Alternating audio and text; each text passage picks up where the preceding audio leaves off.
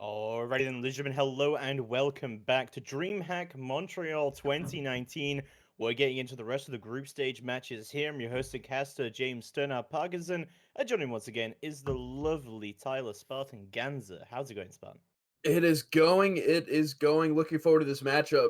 I believe we haven't. Someone actually mentioned that. I thought the last time we saw Liquid versus G2 was Atlantic City, but we actually saw them at DreamHack Winter. Someone reminded me. Yeah, DreamHack Winter.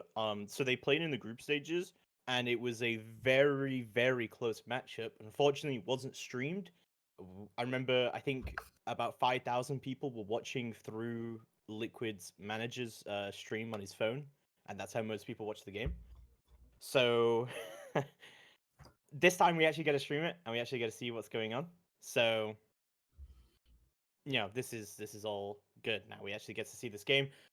And, people say that, G2 had a rivalry with EG for a while, but I think really their most recent rivalries other than Empire is probably in Team Liquid. Definitely the strongest team out of Latin America at LAN, and they're the only Latin American team to have won a LAN. This should be a very close matchup. I'm really hoping for a good game here. We're going to get into our first map, however, already. It is going to be Clubhouse between Team Liquid and G2. And I'm excited to see how this does go down. This, I believe, is Liquid's map pick. Yes, it is. So after this, we'll have G2 go into Cafe. And if we get time for it, we'll have a decider going to Coastline. So for now, let's see how it is going to go down. We'll see G2 already starting the bans with a Capitao ban here on Club. So far, these are pretty standard bans. The Capitao can deny so much, like the ACOG player playing in the rafters, the Bandit trick on the server wall. Maverick, also a very standard ban for Clubhouse. A lot of teams don't like to play against him, seeing as he can just make the wall soft without having to actually remove any Kaid charges or Bandit charges. Echo and Valk. Valk's a pretty interesting ban for Clubhouse, I will say. Valk is a Liquid-specific ban with how they play. When they were playing against Luminosity, they were playing quite heavily off the intel from Valkyrie. So, no, I like a Valk ban here from G2. I think that's good. G2 start out on the defense, however, we're going to be going to the downstairs defense to start with, and they are going to be bringing the Cade, and I wonder if they're going to bring Smoke impacts, because funny thing, actually, Smoke doesn't get impacts in the next patch. He gets the deployable shield instead. Yeah, now that you mention it, I actually kind of forgot about that. Smoke getting the shield in the next update. I think that'll be interesting to see what teams bring the shield when it actually is released. Most teams, especially on a downstairs site, which G2 did elect to go to first, most teams will run Smoke impacts due to the fact you can impact trick the kitchen hatch with the holes on each side of the hatch. They'll probably use the Kaid to try and draw out some EMPs early. Yep. Most time, if your Kaid player is playing under the Moto hatch, a lot of times he'll try to Kaid trick, and you can usually bait out 2 to 3 EMPs, and right then and there, I mean, Thatcher's out of utility. Yeah, I mean, I feel like Clubhouse most of the time is coming down to the team that can impact trick better, and can really abuse the fact that you can K-trick on this, you can impact trick on this, and yeah, so he is bringing Smoke impact, so, you won't be able to do this at all, really, next time. But we'll see how he just go down, moving his round number 1. Liquid start on the attack, was exactly what they want to do here. Back in Atlantic City, when we saw these two teams face off against each other in the finals, Kanto had only just joined the roster, and a lot of it was chalked up to the fact that he was only just there. We do have a new addition in the form of Uno, who's only recently joined the roster, but he has been around for a while. So, it's not that bad, and I remember Sue was saying to me at the Major that they really need more LAN practice with Uno before they can really take him to higher heights. So, we'll see if we've already got there already, and I think this match is really going to be defining if G2 is really getting back to its old performance, or if we've seen an end of an era. I like the pulse play coming out from Uno. This is definitely a highly utilized operator on this site. It provides so much information for when they're pushing into kitchen, pushing down the main stairs, pushing into the dirt tunnel. So I definitely like the pick. Maybe Uno will get an early C4 pick, maybe not. But he can definitely provide a lot of information for the players that might try to contest the bottom of the main stairs. Yeah, potentially. They have managed to get the moto hatch open for now. And you'll see, it could be pulsing out, just giving out the intel of where people are going. But Liquid don't really seem to want to push out this kitchen hatch whatsoever yet. Is there, still threatening with the C4, of course, as well. As we still got impact tricks on the board. So it's still plenty of area denial here for G2. Oh, nice nitro coming out from Uno! That's going to be the first kill of the match. Pally already going to be off the board. That's already the Jackal down. That Smoke's down as well. Liquid losing a pretty essential member very early on. Yeah, as I said earlier, I mean, it just provides so much information with the pulse. They're not running an IQ, so they're not going to see the pulse. And yeah, he's just able to get that early pick on to Jackal, which is actually a pretty big pick if you think about it, because he does bring the smoke utility, and now it's going to make it that much harder for Liquid to actually put down the diffuser, especially with all 5 members of G2 still on the board with 25 seconds left. PSK going to be flashing out onto Blue. Fabian still holding on. He's going to peek it out. PSK goes down. It's now a 3v5, and pre-fire comes through, but it's going to be counter Raketti. Shutting down Moringa's moves to the side. Ness gets his entry, and now it's a 2v3. All down 6Cake and Ness to try and make something happen, trying to force their way through Moto. They do not have blue control. 6Cake desperate to find this bar control, but counter Raketti shuts down one. Ness takes out the other, but no, Fabian instantly trades it out. G2 take round number 1, and this is looking very good for them. But honestly, quite a lot of control early for Liquid there. I think if they hadn't lost their Jackal and they managed to push Oil Pit, they potentially would have won that round. Hibana dropping the hatch, like PSK did such a great job yesterday. I mean, we saw his 3v1 clutch against Luminosity. I think if he would win that fight, potentially would have been a lot better. Yeah, anything could have gone either way. I just want to point out that Torquetti got the kill with a pistol.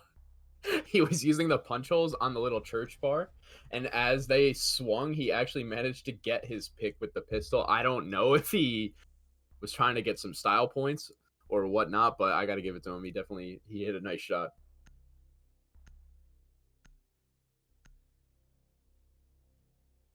I just want to make people aware that we are aware that the clean feed is lagging. There's not on our end. There's not really anything we can do about it. Apparently, DreamHack are telling me that it's fine on their end as well. So I literally have no idea what the issue is. I guess we'll just have to deal with it. Maybe YouTube's having some issues right now. We had some issues yesterday, but yeah, it's lagging. It's lagging on my end as well. It's not like it's just you. Yeah, I think it's just like FPS choppy, right? Yes. The sound is fine. It's more so just frame drops. I would rather have this than what was happening yesterday when we had sound delayed by a massive amount, and then we also had no sound as well. Like, that wasn't great. Yeah, We're that getting was better day by day. We're making some strides here. I went out and I got myself a new mic, so we don't have to deal with a poor mic. No worry, quality. tomorrow it'll be like Pro League production. We're getting there, you know? So, let's move into round number 2, and let's see how the CCTV defense goes down. We are seeing the mute and smoke combo for here. What do you think of that? It's kind of rare that you honestly see that. I guess, though, that normally you would see a Valkyrie. I think, really, that Fabian wants to bring this for the C4 more than anything. I think with the way that G2's setting up, they actually have Pengu ready to bandit trick, but they have the mute on the wall to draw out one EMP, which makes it a lot easier for Pengu to... Like, look at how much wall denial they have. They have a Kai, they have a mute, they have a bandit. Like, they almost can't... Yeah, he heard the thermite charge get placed from the mute jammer, and he was able to bandit trick it. I like this as well, because they're alternating Electroclaw with bandits as well, so that the Thatcher can't like catch everything out, right? Because he's just gonna wait until he gets the Kate off the wall, then he's gonna bandit trick. Oh, but he gets to get the wall. The Zofia charge did come through from Nesk. That's gonna deny the wall completely. Really, I think G2 should have done that the other way around, because got ready with the Electroclaw. But Kazu Raketti, either way, is gonna pick the first kill of the round. PSK already off the board, and that's the Hibana down before she's used any of her Hibana pellets. Yeah, we are actually, like you just said, we are going to see the Hibana off the board. Sexy Cake does not have any thermite charges remaining. The first one got bandit tricked by Pengu, but they managed to use the Grismox through the drone hole to deny the bandit trick the second time, so they were able to get the server wall open. This round is definitely winnable for the side of Liquid, but They are down in numbers, and they did lose their Hibana, which makes taking garage control a lot more difficult. The main thing I'm looking at here as well is that we've got 3 smokes still from Goga. We've got a Nitros from Fabian, Pengu, and Uno. There's so much denial here for G2, and they still have so much control. They still have garage control. There's not really much rotating going on, but now I say that, Liquid are now rotating through to construction. This is what they need to get this wall open if they want to stand a chance of winning the round. But Pengu still has all 4 of his bandits, so he could just sit here and bandit trick this all day. I don't think there's any Zofia charges left, so it's going to be hard for Liquid to really push this out unless they're going to flash over. And so they're going to go for the prone angle. Fabian should be able to see him, and he does take down Sexy Cake. That's the thermite off the board. And I feel like Liquid pretty much lost this round now, unless they can make some miracle happen. Probably going to shift to C4, but Fabian's going to bait him and swing wide on him. That's a 2k for Fabian. And now it's all down to Moringa and Nest to try and make something happen. Nesk slowly crawling through to try and get into the site, but Goga knows he's there. He's going to smoke him out. The shotgun comes out, and he takes him down. Nesk is out of it. Moringa's out of it, and G2 take round number 2 flawlessly. That was just perfectly played by G2. I mean, it just goes to show the type of teamwork and trust they have in each other. Just look at how they kept the wall closed, right? I mean, they did eventually get the server wall open, but that was with the second thermite charge. The first thermite charge was denied so perfectly. They had the Kaid tricking, they had the Mute Jammer on the wall originally, and they had Pengu on the bandit, ready to bandit trick. As soon as he heard the first thermite get placed, he bandit tricked the thermite because it was just muted. So then I just want to quickly mention, that's a good point, Tyler. I've got a better point for you. They've paused the timer, not because of a tactical timeout, but because someone has spilt a drink. Classic. I think it might have been Pengu. I don't know if you... Oh, no, it's Fabian. Terrible. G2 were having that same issue yesterday. Because Pengu was... I don't know if you watched it, but after their game against BDS, he was in his interview, and he was saying that he kept spilling his coffee, like, every round during the first game, his Starbucks. So... Nice. Pengu getting the CCS shakes. Just kidding. I mean, he's won how many tournaments now? Of course, he doesn't shake, but I think it was maybe it's the opposite. Maybe he doesn't care that much about the game, that he's just spilling coffee all over the place and he's just, you know, doing whatever. Maybe he's trying to spill it. Maybe he's trying to get it in his keyboard so he can get G2 to provide him with new equipment. Yeah. Pengu, I see you. You are a smart businessman. So our third defense is going to be Gym Bedroom, and we'll see how that is going to go down. I think, you know, this is kind of the weakest sites. I wouldn't even say it's like a bad site. I think the only bad site really is Bar, and even then, you can see some teams successfully do defend Bar. So it's not that bad. Yeah. But if G2 is going to lose anywhere, it's going to be here. But Liquid really need to win this attack to keep themselves in the game. Yeah, I mean, we saw it yesterday with Luminosity versus Liquid, how going down so many attack rounds could just be so detrimental. So Liquid's kind of almost in the same situation that they were in. Well, not Liquid, but Luminosity was in their Liquid match. So we want to definitely see Liquid try to put something on the board. This is G2's third site, or what we would call an off site. So this would be the round to put on the board. Yeah, I mean, even then, like 3-0 down, it's not that bad if you can kind of adjust, because after the first 3 rounds, you kind of know what the other team is going to start doing now. So you should now have a good idea of now what you want to do going into the second half of your attacks, right? So even if they lose this round, they can still kind of keep themselves in it. But long term, you kind of want to win this match. It's also from the morale, right? Because Liquid is a LATAM team, and a lot of Latin American teams are very kind of momentum-based. If they're winning rounds, they'll just win round after round after round after pure confidence. I mean, we saw Liquid get away with so many rounds from Luminosity that, honestly, they really shouldn't have won. But they're just so confident with their peaks. But I think that they're a very emotional team. Like, you see the same from FaZe as well. So, you know, it's a very, very emotional roster. It's a very, very emotional region. That can be a good and a bad thing at times. And also, I think on the opposite side, G2, this is probably like their biggest rival going into this tournament. Now that Empire aren't here, I think Liquid is their biggest threat. Completely agreed. We're going to see pretty much the same lineup that we saw last round. Sexy Cake, hopefully going to keep both of his thermite charges this time to get open that jacuzzi wall and more than likely the bathroom wall. I like how G2 has actually muted off the server wall. That makes it a lot easier for both players.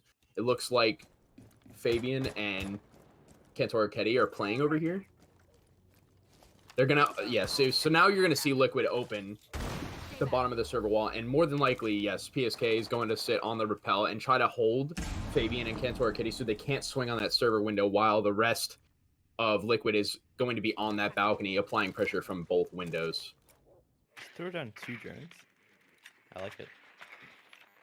I like the strat here from PSK where he's setting up 2 flying quad drones so like his team can just watch them, right, and you can just flick between them. But his first drone is going to get shot out. Kantor, as you said, just still holding onto that garage side. We have a nice crossfire here established by G2 to stop PSK from pushing the opposite side. It seems to be something that Liquid have done quite a lot in their pushes, where they've kind of pushed 2 sides at the same time, but they send 4 people to one side and 1 person on the other. But we already see Nesk the first pick of the round, and that is the 3rd opening duel that Liquid have lost in a row. Yeah, that is the Zofia off the board. That does actually make it pretty difficult to open up those castles, but I guess the castles were already open. Pengu does have the safety of the shield, so he can kind of continue to ban a trick unless somebody goes on the upside down rappel, but they're probably hesitant to do that with players over on the server side. Sexy Cake seems to be aware of the castle. Fabian electing to back down from the gunfight. I like him playing passive there. Yeah, no, it's good. Pengu just playing passively behind the shield. Does still have some bandits in his pocket, but he's very, very low HP right now. But we're finally getting to the first, final 20 seconds right now. Sexy Cake does get his entry onto Goga. Pengu has to rotate out. Sexy Cake just pushing all the way in through onto Bathroom. Pengu going for the prone peek, but he's going to get caught out. Sexy Cake with a double kill, triple kill across the round. And he's going to start to plant. It's all down to Kantor Roketti to try and make some magic happen here. In a 4v1. Tries to push up the main stairs. He does take down Palu. Goes into a 3v1. He's going to find 3 more, but no, Moringa will shoot him down. Liquid take that very first round on attack. So they're still in the game spawn, but can they win it? If they can clean up their attacks on G2's main sites, which would be the server and the downstairs sites, I mean, anything is possible. If they can put... the only way I see them winning this map is if they take the next 3 attack rounds. Or is it 4? Sorry, 3. Sorry, cannot count. Nonetheless, if they can, if they can go up 4-2, I honestly think that they can take this map. If they go 3-3, it's definitely possible, but they don't want to be down going into their defense. I think G2 is just super strong, super coordinated, and like you said, Liquid's a very emotional team, whereas G2's kind of got that stamina and kind of just they shrug anything off and they bounce back from it super easily. Yeah, I'm not sure, honestly. I feel like overall, a lot of the pushes, I mean, we kind of saw it from against Luminosity as well, that Liquid have this kind of stack up and push strategy where they all stack up, they all coordinate, okay, we're going to do the utility now, and then they just dump utility to the site and they try and push it. The difference has been that G2 has not only been stalwart about that kind of defense, they've also managed to shut down quite a lot of the people pushing in from separate angles, right? Something that Luminosity didn't manage to quickly control is when they were getting peeked from 2 different angles. They weren't that coordinated.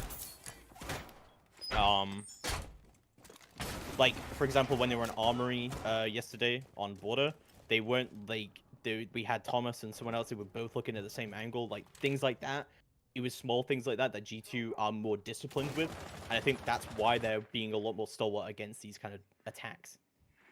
Agreed completely. We are going to see Uno on the Mira instead of the Pulse that we saw last time. He's actually kind of playing aggro on the blue stairs, probably just looking for some drones, maybe an early pick if they miss-drone him. Team like Liquid shouldn't be miss-droning at this point, but anything is possible. He is going to elect to rotate back to site. This is good. Uno does have a Nitro Cell to use early if needed. He did get the pick on the Jackal last time as Pulse, so now he's not going to have that information to feed to his teammates. Not sure what kind of take Liquid is trying to go for here. I don't know if they're still trying to roam clear. They are taking their time, but there's still plenty of time on the board as well. Yeah, Kanto just holding down onto Moto on the main stairs. This is like a day one angle.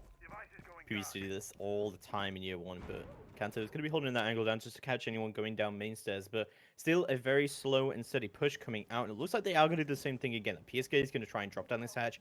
He needs to get that entry frag onto Fabian, or else they're not going to win the round. They need control of blue if they're going to do that church push. Is set up as well to try and refrag as well. Just with this nice blue mirror going on as well. You don't see this too often these days because mostly I think mirror is banned quite a lot on this map. Yeah, this is the first time in a while at such a high level of play I've seen mirror on the board. And it's definitely interesting to see the Pulse player switch off to the Mira. I mean, she still does bring the Nitro, and obviously her utility is fantastic. Yeah, definitely. She still provides a lot of information, right? Goger is running the AUG here rather than the shotgun. A bomb has been located. 35 seconds left. Liquid really kind of... we're going to see, again, I think we're going to see a Liquid, a funnel through a door and try to play heavy refrag.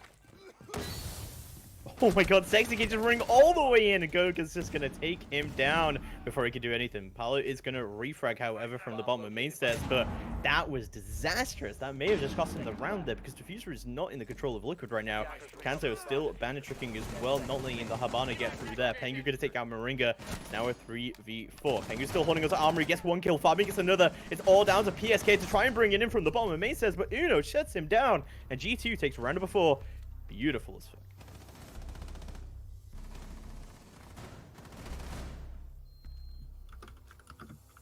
So, another stalwart defense coming out from G2 there. Kind of like, I wouldn't say it was misjoining by Liquid. I just think it was mistimed. That they weren't aware that they didn't have control of that main stairs area because it got smoked off. And Sexgate just sprinted through this pistol in hand. He loved it. Yeah, I think Sexy Cake tried to make the unorthodox play to sprint through that smoke and kind of get control. Maybe try to thermite that Mira, which probably wouldn't have happened with Kanto or Ketty there ready to bandit trick. And with the Mira in place there, he was able to see where the thermite would have placed his thermite charge. And at the same time, the smoke player for G2 smoked off the bottom of the main stairs, and the Kaid was able to just walk up the hallway uncontested and actually kill Sexy Cake as he sprinted through.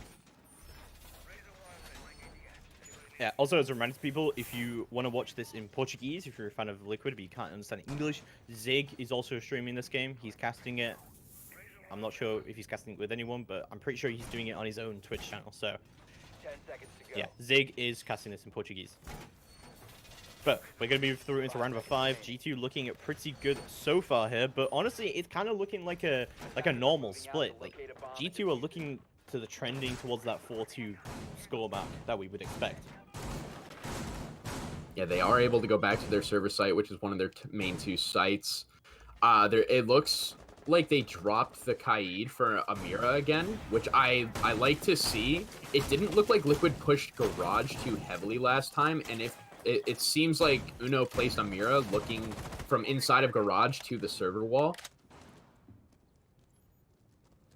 I want to see how Liquid is able to take this. I think Liquid just needs to be a little bit faster on their clears and taking control of what they want. Because it seems like they're getting to the late round and they're struggling to get anything open. It seems like they're opening nothing, and then they're just forced to funnel through a door. PSK gets the pick onto the bandit. That's very big. Now they should be able to open the wall fairly easily. Yeah, and they will manage to do so. He's going to get opened up. Fabian's going to rotate out into cash room instead, trying to get control of construction instead. And it's like Liquid are going to do that same push where they rotate all the way through back into construction and see what they can do. I like this mirror coming out from G2 here, looking into that server wall.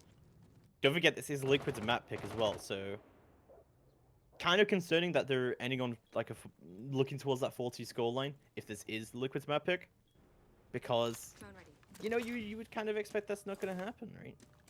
Yeah, this is definitely, looking at it, this is Liquid's map pick. So, I mean, when you pick a map, you're fairly confident on it, but you are going against a team as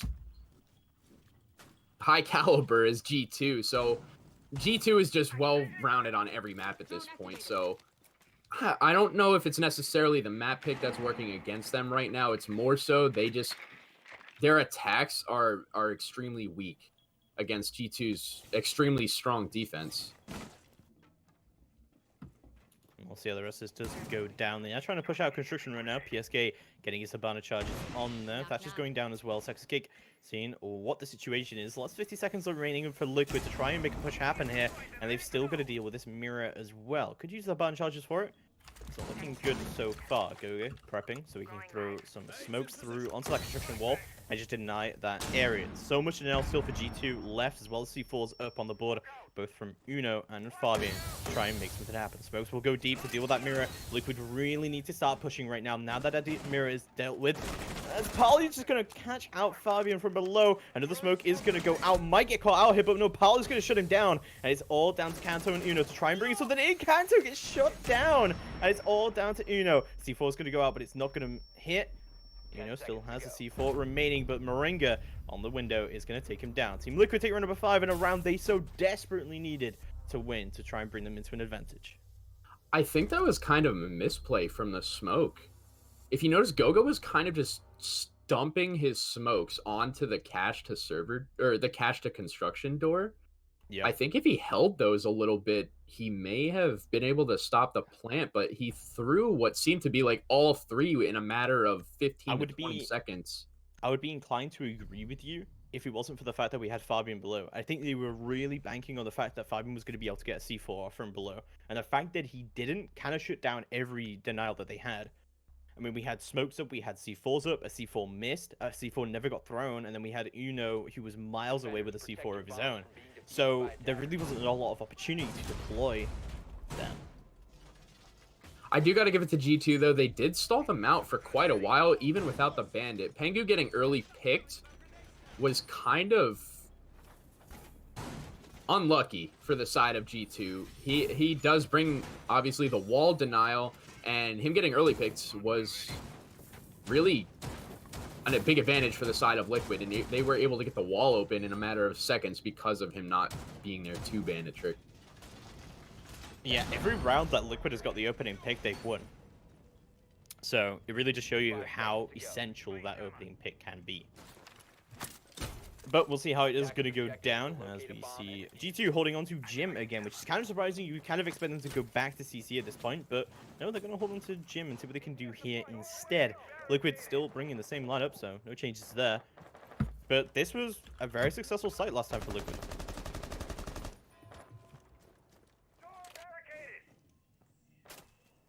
I like that they brought a Kaid this time to their gym hold. It looks like they're going to try to Kaid. It's almost like they're doing the same thing. They have a mute, they have a bandit, and they have a Kaid. So they're going to probably try to play that server wall and bathroom wall once the the jacuzzi wall. They're going to play the jacuzzi and bathroom walls. Once the jacuzzi wall gets open, they'll probably try to late reinforce inside of bathroom and then continue to bandit trick in there. Make it harder for the people outside of jacuzzi to get that line of sight in through the bathroom and into master. So I like that they're bringing the extra denial. We'll see how Liquid decides to take this. I believe PSK is on the side of the server wall, doing the same thing we saw him do last time, cutting off that rotation. You're not going to get the C4 off. That is a very tricky skill forward to get through yet. You know, it's just going to try and open the window a little bit more. Still playing behind the bed and seeing what he can do here. Still a very spread out defense from G2. I feel like if Liquid can get entries here, it can go very, very well for them. Kanto's actually going to go for a run out here from the garage and see what he can do, but checking for the claymore before he does so. It goes to the pre-fire. Oh my god! Kanto just shuts down PSK, and that's another opening duel for Kanto Raketti. That is a beautiful entry frag, and that's a banner off the board very early on. I don't know how he got away with that kill. Okay, so what Kanto Raketti did and the castle, which is Fabian, they timed their run out. If you saw on the other side with the player outlines, you saw Fabian run out of the stock door as well because they thought the Habana would be playing on the rappel. But Kanto Raketti actually got caught off guard by the Habana being on top of the platform, but he was still able to walk away with the kill. I don't know how, but I mean, it's Kanto Raketti, and he just does Kanto Raketti things. So, a 5v4 situation developing here, and Moringa seems to have some issues here. He's going to get revived by Paolo, however, and we'll see exactly how the rest of this is going to go down. Getting into the last few seconds here, Liquid getting ready to make that push, but they are at that man disadvantage right now, and they've also lost one of the hard reaches, so things aren't looking good for them. They have got Jacuzzi wall open, however. Looks like they need to start pushing in, but bathroom wall is not open this time. Ness going to try and push into logistics. He does know where Goga is, but he's managed to find the kill on him just yet. One is going to logistics to try and catch him out. Looks like Ness may try and drop this down. No, it's going to be Moringa. It's going to be a 2v5, but no, they're not even looking at Goga. They get a double kill out of it. Uno trades it out, and G2 take the round. Not really surprised by the 4-2 for G2. This is a pretty heavily defender-sided map, but at the same time, it was Liquid's map pick, so you would think they'd be more comfortable going into their attacks.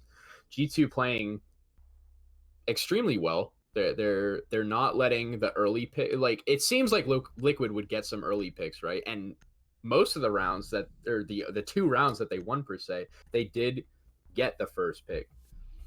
But I honestly think that Cantor getting that kill on the Habana that was applying the pressure to the server side of G2's defense really hurt Liquid's attack. And like we said earlier in the game, Liquid just they would attack kind of slow. They would take really slow, and then at the end of the round, they would just try to force something really hectic, and G2 was able to just win out those situations almost every time. Yeah, perfectly explained that. We are going to be going to a church defense here for Liquid to start with, so no changes there. But I think this time that Liquid is prepping to impact with the church wall, something that G2 didn't do, surprisingly, which is kind of surprising given the amount of impacts that G2 actually brought here. I kind of thought they would try and impact trick church more. Also, because I feel like they're slightly better at it than Liquid are, but 10 seconds to go. nonetheless, we are going to see. Take into account that on this defense, when G2 was down here, they didn't necessarily need to impact trick the kitchen or the church wall, excuse me, because of the fact that they placed the Mira on the middle of the wall, and then they had Cantor Ketty playing there with a bandit, so it was very easy for him to see where the charges were going to be placed, and he'd be able to bandit trick them. But now we're gonna see on the side of Liquid, they're gonna have to be on point with their impact tricks. But keep in mind, they did bring a Habana, they did bring a Thermite. If they do end up going for a church take, the Habana will most likely put the Habana charges on the bottom of the wall and not be able to. Liquid won't be able to impact trick those. Yeah, definitely one. I'm not sure how I feel about the Legion here. I don't know about you. I think Legion's a good pick if you don't have anything else to bring. But I think there's other stuff that could have been better here. Like, we saw a pulse coming out from G2 that was really good for the essential info. I mean, even managed to get an opening kill using the pulse. So I think the pulse would be slightly better here. But I'm okay with the Legion here. Legion's definitely an okay pick here. I almost feel like they should have run, like you said, run the pulse or any sort of information. They do have the Maestro to bring the 2 bulletproof cameras, but a little bit of extra information doesn't hurt, like the pulse, like Valkyrie is actually banned, but even another bulletproof per se.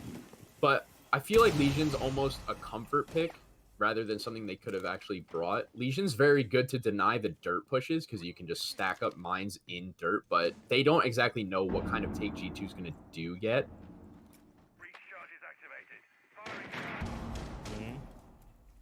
It is looking like a pretty slow push, however, from G2. We do see a book coming up from them, something that Liquid were not bringing, so potentially a very heavy kitchen push, because we saw constant church pushes coming out from G2 last night. PSK going to be just lining up the Thatcher to see what he can do. Thatcher's going to go down to the church wall. We may see a church push coming out here. Goga is going to open it up. Habana charges are going to go down. Cade's going to go out. Nitro goes out as well, but it's going to miss slightly. PSK not happy about that one. But they have managed to get the wall open. Is it bugs? It's looking like some client-side debris. Not sure if that is like that for the players. I really hope it is not, for the sake of their sanity, but the Thermite is actually going to be injured by Moringa. Moringa gets the double kill. I think Moringa peeked the buck holes earlier and actually managed to take down the buck through the holes. So now G2 going to be left in a 3v4 with 33 seconds on the clock. Moringa is really just picking up every possible kill. He takes down the Habana next. Yeah, doing very, very well. However, Palu's going to get shut down by Kanto. It's going to be a 3v2 now. Kanto now getting control of Blue. The Church Push becomes possible. Oh my god, Kanto Raketti just deletes Nesk. And now it's bringing it into a 2v2. Very possible clutch win here for G2, but Kanto gets shut down. It's all down to Uno, but no, PSK will not let him have it. And Liquids will take round number 7. Kanto almost single-handedly bringing that round back to G2, but ooh, Liquid holding on. Kanto can really just take the game and put it into his hands, man. Like that man just walks in like the Terminator and really just clutches up rounds. Yeah, they didn't get the round win, but he almost, like you just said, he almost single-handedly just brought the round back. I kind of feel like because of how G2 pushed that, it wasn't a spectator bug and the wall was actually glitched. Yeah, it looked like the Thermite was looking at the wall in confusion. Yeah. I'm gonna give it to him. Everyone who's gonna start saying, "Oh, they should have restarted the round," whatever. There is an admin who is watching this game, who's right behind the observer, and he will say if there is a restart or whatever. So, just relax. Attackers need to locate. So, like, we don't know because we're not there at DreamHack, unfortunately. I'm hoping that it was just on our side, just on our POV. Yeah, we will never know for sure. We are going to see Liquid go up top. Pretty two default sites to pick, the basement and then the CC cash hold. If Liquid wins this, they'll tie it back up, and then things are looking a lot better for them, but they will be forced to go to their off-site, which I'm going to assume will be gym, because 95% of teams pick the gym site over the bar site, but I guess we'll see when we get there. We will see. We're gonna go CCTV, however, for now, and Fabian's gonna be bringing a shield. Interesting that he would bring the Monty here, because we did see a Legion previously coming out from Nesk. I feel like you normally don't want to pick a Monty into a lineup you know brings a Legion. Even if it's a different site, sometimes you know that they can sick pick that. Legion tends to be a more comfortable pick for people. But I guess there is like a lot of Warden now that Liquid actually need here, so maybe there isn't really room for a Legion. Either way, they're not going to be bringing it right now, so good choice by Fabian to bring the Monty. I'm expecting that heavy garage push to be coming out from him. Yeah, definitely. Most of the time, we'll see a Monty push up the rafters, and he really is just such a force to be reckoned with. The only thing, like you said, that can really help deal with him is a Legion. A smoke is also very good if they use the smokes properly to throw one behind him, throw one in front of him, and then kind of trap him inside of the smoke. But it's a little bit hard to do if that server wall gets open, so PSK is going to have to really try to keep this wall open, or closed, excuse me. He is able to get the first Thermite charge. Gogo left with 1, but there is still 3 Hibana charges left on the board on the side, or in the hands of Pengu. PSK successfully bandit tricking. I mean, that's really all you really need for your bandit. I mean, PSK has been doing a pretty good job both today and yesterday of just playing that utility roles, and yeah, he's been doing a good job of it so far. We'll see Kanto is going to go below, however, to try and get the bandit off the wall. Since he is out of the Zofia charge, he needs to use the impacts to get him off the wall. He is going to get off there. PSK on a sliver of HP isn't going to die for it. Doesn't have a nitro though, but he's still got a gun. He can still do stuff. I really like what Kanto did there. So what a lot of teams will do is they'll send the Zofia to the drone hole and they'll Grismont him. But he elected to go to stock instead and impact beneath the bandit. And a Zofia impact does about 40 damage to a player that, if you impact the ceiling, and the player's above the impact charge, they'll actually take quite a bit of damage. And a lot of times you can get away with an early pick because the bandit will get injured. But PSK escapes with a sliver of health. Now we're going to start to see Fabian walk into garage with the Monty. They're going to try to clear this guy out of the rafters and take control of garage, and then they'll most likely go for a plant on the side of server rack. Oh my god. Well, we'll see Kanto just deleting people as he walks up the stairs. And there's one off the board already. And the first opening duel being won by G2 during their attack phase. It's going to be a 4v5 now. Paolo going to be below to see what he can do here. This garage push being pretty essential for G2, but we do see someone holding the front door. Paolo doesn't even look at it. Goga just farms him. It's now going to be a 2v5. PSK and Nesk still on the board. Sorry, 2v4. Plant is starting to go down. Nitro from below, however, is going to deny the plant going down. Pengu immediately picks it up and starts planting again. Kanta takes out one. It's all down to Pengu. Plant is coming down. They know where he is, and PSK takes him out. Wow. You got to give it to Liquid there. They really clutched up. It was looking pretty grim for the side of Liquid. Goga was actually Goga of all people. You know, the thermite holding downstairs. I mean, I like it that Goga was there. He was able to get the kill onto Paula. Paula kind of unaware. It almost seemed like he was aware of it at first. He was looking outside the door and kind of just holding an off angle into the lounge.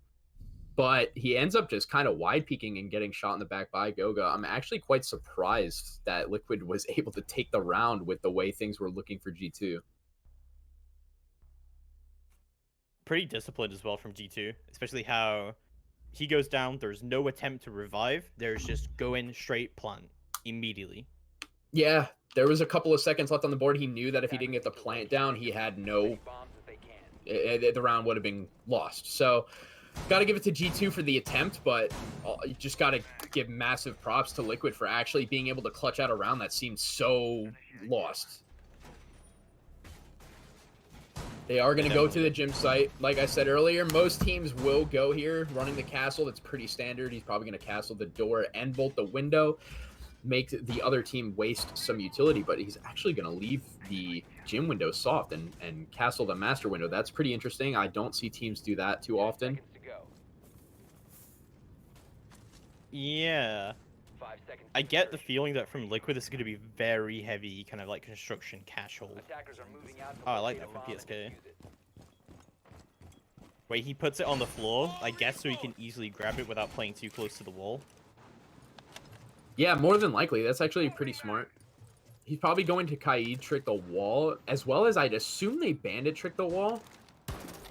I like the use. So a lot of teams will use as like a Zofia impact on the castles on the outside windows, but then that just causes them to be at a lack of utility, which opening up the second castle that's next to the bandit quite difficult. So Pengu's actually going to use a Habana charge on the master window because he still has 2 charges left. He can still open the server wall and cut off that rotation, and it's going to save his team some utility in the end. Yeah, definitely. Nesk still holding on where he can, and just bandit tricking all of this. Interesting to see Nesk on the bandit trick and not PSK, but it's because he's playing the Cade. This was not too bad at all. Gogo going to be trying to open up the choosy wall, and as the impacts have come down, no one attempted to bandit trick this. Oh no, the Cade got through. Wait, what? That's actually... okay. So the bathroom wall was open. He threw the Cade, and now he's going to reinforce it. Nice. So now they don't have another thermite charge to open up the bathroom wall as well. Yeah, they're probably going to rely on Pengu to try and come open that. But, I mean, Nesk still has both of his bandit charges, and I believe the Kaid, he may have one. He may not. I'm not sure. But nonetheless, the Kaid did his job. He really kept that wall closed. He got rid of the first thermite charge, and now they don't have another, like you said. Yeah, doing very well indeed.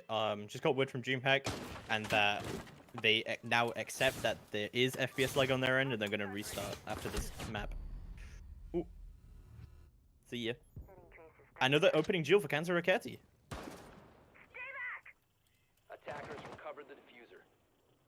He's actually able to take out the bandit. That's good utility. If Pengu rotates and opens up this bathroom wall, it may help G2, depending on the type of push that they're trying to do. He's going to try and... So he knows he's right next to the window now. It's going to go off instantly. PSK picks up Fabian instantly. Now a 4v4. PSK's just on another one. Just holding onto that Habana breach and just not letting anyone from G2 get into that bathroom. This is looking really good for Liquid right now. They're holding on quite well. G2 not able to find any kind of entry here. You know, slowly creeping up, but Moringa shuts down Goga. Now a 4v2. Kanto finds another one from the windows. Still single-handedly saving this round. Kanto Raketti with a triple kill. And it's all down to him now to try and get the clutch ace to try and bring it in. But no, PSK will not let him have it. Liquid take round number 9. And a really good gym defense from them, honestly. They're defending this map extremely well. I think G2 is relying too heavily on Kantoro Ketty to get these frags. They're leaving him in a lot of unwinnable situations, and he's almost bringing it back. But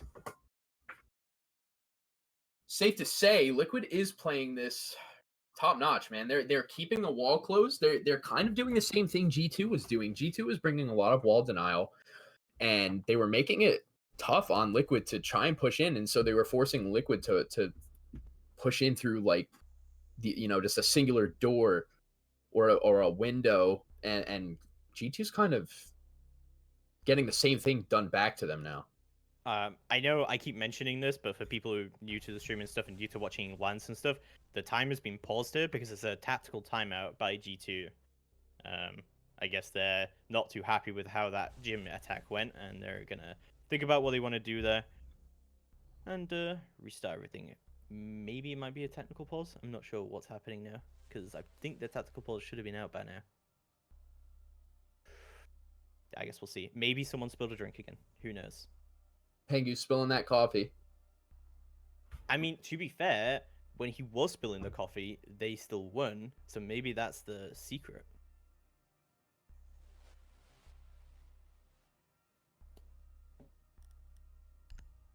This is Liquid's map pick, and I don't think that's going to be any of surprise to anyone right now, looking at the way that this is going.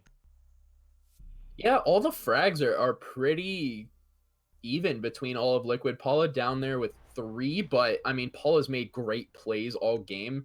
So, I mean, when you look at his stats, you're like, oh, he's 3 and 7, but he's made a lot of really great plays for the side of Liquid in terms of utility usage.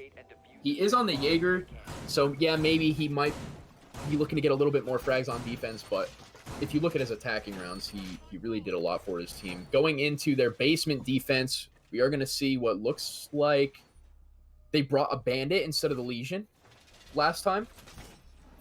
So Nest may try to keep this church wall closed.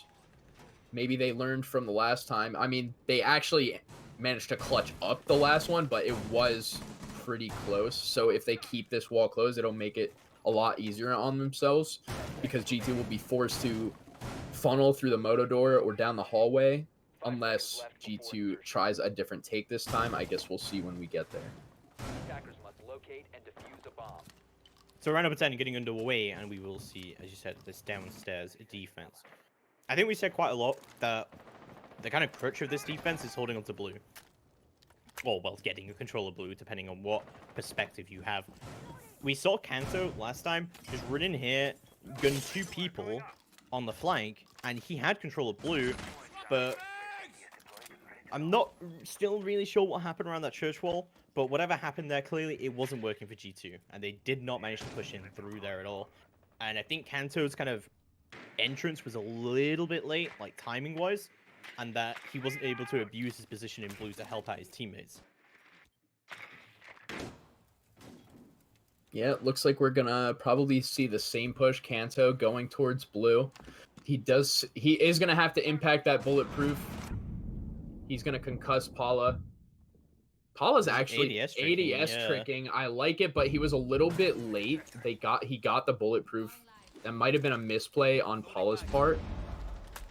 We are gonna see a similar take. It looks like they're gonna try and do a church take with Kanto in blue. I almost feel like G2, with the way that Liquid is setting up, I almost feel like they would benefit from running a Monty down dirt and just opening up this kitchen hatch. Yeah, potentially. Oh my god! No way he just did that. He swings wide with the vertical play, takes down Uno. That's the book off the board, and that's all the vertical play gone from G2's side. What was that? Absolutely beautiful play from Sexy Cake. But he's gonna lose his life for it. That's a nitro off the board for Liquid, but definitely in their favor. A definite win for them. Paolo's still gonna be holding down onto blue. Still has an ADS up as well. Still has 2 ADSs up, and he has a jammer as well on top of that. So he has actually quite a lot of utilities playing around here. I'm not sure if Kanto really wants to push into that. So they are still stocking up outside of Moto to see what kind of take they want to do here. G2 getting ready to do stuff. As Nesk still playing up on the church wall to see what's going on here. Still attempted the bandit trick as well as a nitro potentially being thrown here by PSK, but Goga's just going to run into the back of Armory. He has side control. He can definitely go for a plant right now. Moringa ready for it. He does have smoke in his hand. Goga planting the diffuser, but that's going to be a little bit too late. He can just stick that plant right now through the smoke. Goga's going to try and stick it, and he will get it down. He'll die for it, but he dies for the team. Kanto takes out 1. straight up on the flank. Now a 3v3, Kanto pushing up onto Dirt. They know where he is, however, and Kanto's going to be very lucky if he wins this fight. It's a 3v2, they're slightly losing control right now. Kanto getting pushed from multiple sides, and he does go down. Palu with a wall bang, and it's all down to Pengu. Does have control of the hatch, however. 2v1 for Pengu. Post-plant situation. Doesn't have any flashbangs left. It's like someone is rotating up the main stairs right now. He does see one, but he's got to be aware of the other person coming up. He takes down Palu. It's all down to Pengu versus Moringa to see who can clutch it out in a 1v1. Moringa is winning out of time here. This is not looking good. Oh, but he goes for the oh my god, what is this? Pengu can't see him. He doesn't know what's going on. He misses the shots. And it's like Moringa might get it. But oh, Pengu with the wall bang goes for it in G2. Win round number 10. Oh my god. That was... If I'm Pengu right there, my booty's clenching. That... Okay, so let's talk about the fact that Pengu clutched up. That was beautiful. He knew the player was coming on main. He caught him off guard by proning and destroying him with the bearing 9. Oh, but that was almost a beautiful play from Moringa. If Moringa had done that earlier while his teammate was going up the main stairs, he would have 100% had that. Look at that Kanto, 14 and 7 right now. Kanto is on a heater. Just being a monster on the entry. But we'll see round of 11 getting underway. We're all tied up at 5-5, and we're going to CCTV and cash room defense now for Liquid. This is looking really good for them. But G2 with their first attack win on the board, they should be feeling confident now, and they've stolen the momentum away from Liquid.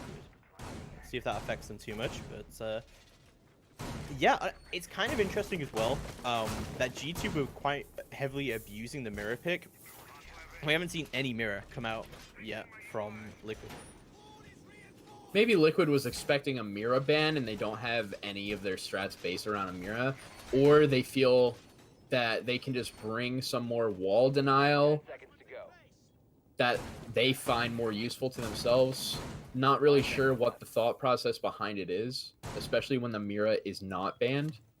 Nonetheless, their defenses are going pretty well, except for that round right there. G2 managed to just clutch up. Goga sticking that plant really made Liquid have to try and make plays, which almost happened, but at the end of the day, yeah, if Moringa had timed his smoke a little bit, if there had been a little bit more intel, they would not be able to get that plant down. In retrospect, Liquid's actual defense there was actually quite good strategy. Like, keeping Moringa in dirt, he can deny that plant spot. But, yeah, it was just a little bit mistimed, and Goga knows that he can stick that. So, we'll see how the rest of it does go down. Thermite already going down. PSK not paying attention. What?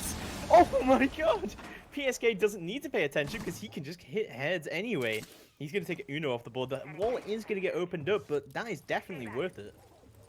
Uno is not having a good time on the Bucks. Somebody take this man off the Buck. It's not even him playing poorly. It's him just getting peeked through his holes, and that is the one thing about being a Buck player, man. If you're having an off time with the vertical play, then just you're almost better bringing something else. But Liquid is really just slamming him in this vertical play. It is annoying though when you're bucking and you're expecting the guy to fall off and you just get peeked. Oh, it's definitely annoying, but I mean, a lot of times he still has a skeleton key out because so it's almost like you have to. But Fabian with the upside down repel, it is such a powerful angle. I'm surprised a player of Sexy Cake's caliber had the balls to peek that. It's almost inevitable, like death at that point. But beautiful pick from Fabian. Well, there we go. Counter Rakati going to be holding on to this repel angle. See what's going on here. There's G2 holding on and making sure they can go for their push. In a 4v4, they still have a decent amount of utility up. They don't have any nades anymore. They don't have that vertical pressure that they could have brought in if they had gone for that cash push as well. But Kanto doesn't need it. He's just going to get kills anyway from the vertical repel. Palo goes down. And this is now looking much better for G2 to try and make a push. Kanto also has quite a lot of utility left. He still has a Grisbot, and he still has an impact left. And Pengu's now making his push in through onto the garage. Moringa getting ready to deny the plant. Smokes are going down. We're in the last 30 seconds right now, but there's not a lot of denial here, actually. Nesk, I believe, still has a Nitro up, but PSK not bringing a Nitro might just be the death of them here. And Smokes are going out. Still denying that plant. 20 seconds left to go on the clock. G2 need to get in here and need to start going for this plant. Pengu does not have diffuser though. It is Fabian with the controller diffuser. More thatchers are going out. Moringa, more smoke's going out from him. Fabian planting close to the door. They don't know where the plant is going down. They thought that Pengu was planting, and he's going to take one off the board. Gogo and Kanto both getting kills of their own. Nesk is going to rotate below to see what he can do there instead. But everyone's just going to go and fall off and go to Africa. Nesk slowly crawling up the cash stairs. It's just going to delete Fabian. As now be a 1v3. Pushes out. He gets another one. Oh my god. Nesk is now a 2v1. Nesk, very clutchable situation for him. Pengu just proning and getting ready for the Griswold to take him out of that diffuser animation. All G2 do is wait. Nesk pushing all the way up. Griswold is going to go out. Nesk running out of time now. He has to push. He has to get the kill, but Pengu's not going to let him have it. And G2 will take round number 11. Nesk almost had no chance there. After getting those 2 kills, it seemed winnable, but the way Kanto Roketi was playing that was perfect. He was so far down on the rappel that Nesk would have had to run out to kill him, and Pengu's holding that cross, so the only way to even get the kill on the Kanto is to find Pengu, kill him, and then run out.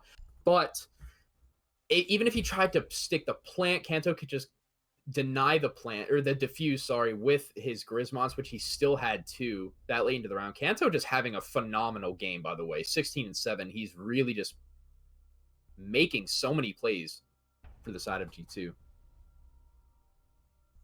So, out of the polls, I really have no idea what this pulse is for. From DreamHack, just a quick update here about the production. Yes, we know that the stream is laggy. It is not our fault. There's something on DreamHack's end that's going wrong. The DreamHack director just told me that that we're all running on the same settings, all the clean feeds, but for some reason ours is just acting up. So I guess we're just unlucky. It's just unfortunate sometimes, you know. It is what it is. We are having some frame drops. Hopefully they will get settled. But until then, we have this map to finish out. 5-6 going into another church hold. It looks like there's going to be another tactical timeout from probably the side of Liquid. I don't really know, but the timer is paused. But they are going back to church. They are electing to bring the Legion again, maybe because they see the Monty on the board. I kind of like this though. The Monty, if they keep it, looks like he's 6-picking off to a Thatcher though. Definitely not a bad 6-pick. Thatcher is, I mean, there's just so much wall denial on this map. You kind of need him, especially with a Kaid on the board. You won't be able to open the hatches since Maverick is banned. But I would have liked to see a Monty push down dirt from G2.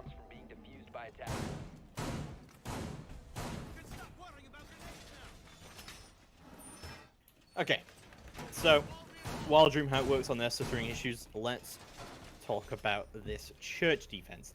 Liquid last time, they had a really strong defensive here. I think just the one thing that failed them was that mistiming of the smoke. If that smoke had been thrown earlier, if they had had a bit more intel, they probably would have won this round. Even then, it was still insanely close. Like, Pengu was in a 2v1. He very easily could have lost that. 10 seconds to insertion. 5 seconds. But Yeah, we'll see how the rest of Pengu played that 1v2 perfectly. Like I said, I really think if Moringa did what he did in the late seconds of the round, where he shotgunned the hole and tried to defuse from the other side, I think if he was doing that while his teammate was pushing Pengu in kitchen, I honestly think he would have got that defuse, but I think he came up with the idea a little bit too late.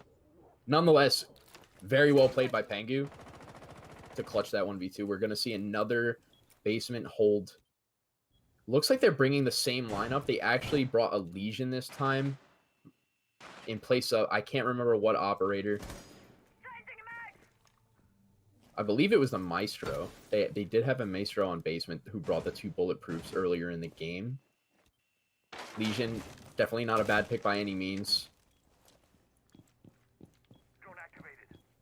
So, we will see how the rest of this does go down. Last time we saw G2 kind of stock up outside of church and then sprint all the way into back armor, and that was kind of their take. I liked kind of what you were saying before about trying to push out dirt. I think that honestly would be a good idea.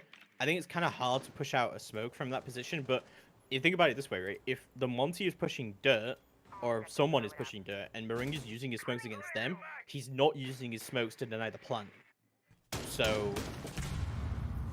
there's a lot to be looked at. Exactly. That's still a lot almost of the point. That's almost the point of a dirt push. Essentially, when the smoke is located in dirt, he will use his smokes for himself to make sure they don't actually push up.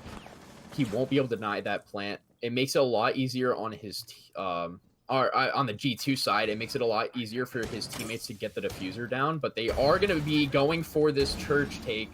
The bandit's going to be able to stop the Hibana charges, but not the thermite. The wall is now open. A minute left on the clock. This is looking pretty good for G2. I think it's honestly better here for Sexy Cake to deny the wall on the right side rather than the left side, like he already did. Because this way, Goga now has to push into a very awkward angle rather than the Hibana hole being open, which you can get a really nasty angle on.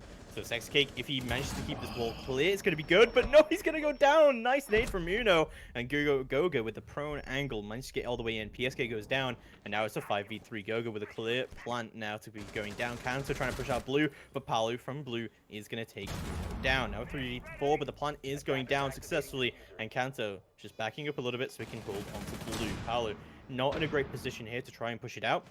But Liquid are going to have to try and start a retake here. Moringa pushing all the way down. Nesk managed to get his entry kill, but Goga traded out instantly onto Moringa. He's going to go down for it. It's all down to Nesk and Palu to try and complete this retake, but he's still very wary about Kanto being on this flank, and he's going to go down to the cross angle. Nesk is also going to go down to Pengu, and G2 is going to take round number 12. Much, much better from G2 there. Even though they won the previous attack they did here, this was so much better executed from them. I love what Uno did, by the way. I don't know if you noticed. I'm sure you did. But that play from Uno was fantastic. So what they did was they had Pengu go for the same spot that got initially bandit tricked. And as he was going for it, Uno drops the Moto Hatch while cooking a grenade, throws it through the thermite hole, and actually kills Sexy Cake. So he did not only does he deny the bandit trick, he gets a free kill, and now Goga's able to walk in, kill the Kaid, and plant. So that play from Uno was absolutely fantastic. After having a rough start with Buck through the previous rounds, he picks up the nade from from obviously Buck brings the grenades. He makes a great play, and G2 is able to close out the game. A great start, honestly, but G2 winning that map may have just lost Liquid the series. Yes, I mean, it was Liquid's map pick. It was not a bad map by any means. They lost 5-7. A lot of rounds on defense could have gone their way. G2 clutched up a lot of rounds that they shouldn't have been able to. But it was Liquid's map pick. So now we're going to be going into G2's map pick. They're going to feel way more comfortable on this map than Liquid will, more than likely. So we'll have to see how it goes. Looks like the stream is going to be restarted, hopefully for us, so that we're going to see little to no frame drops. Sorry, everybody in the stream who's been noticing, but we are doing our best. And so the last time that Liquid and G2 played against each other on LAN was DreamHack Winter in the quarterfinals, and G2 won 2-1. But the first map of that series was Coastline, and Liquid won in OT by 8-7. So, like, looking at that, our decider is Coastline, and you just thinking about that, you think, is that Liquid's game plan then? To go to the first map, go to Clubhouse, take that, go to Cafe. Okay, you're not a great Cafe team. It doesn't matter. We can go to Coastline, and we can dominate G2 there. We know we can win that map. And we saw the kind of same strategy coming out from Luminosity against Liquid, and it didn't really go that well at all.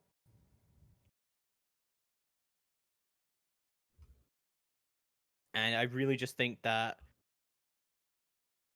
there's been a lot of times when teams underestimate one another when they go to their own map pick. But G2 did a really good job of coming back there. Like 2 downstairs wins in a row.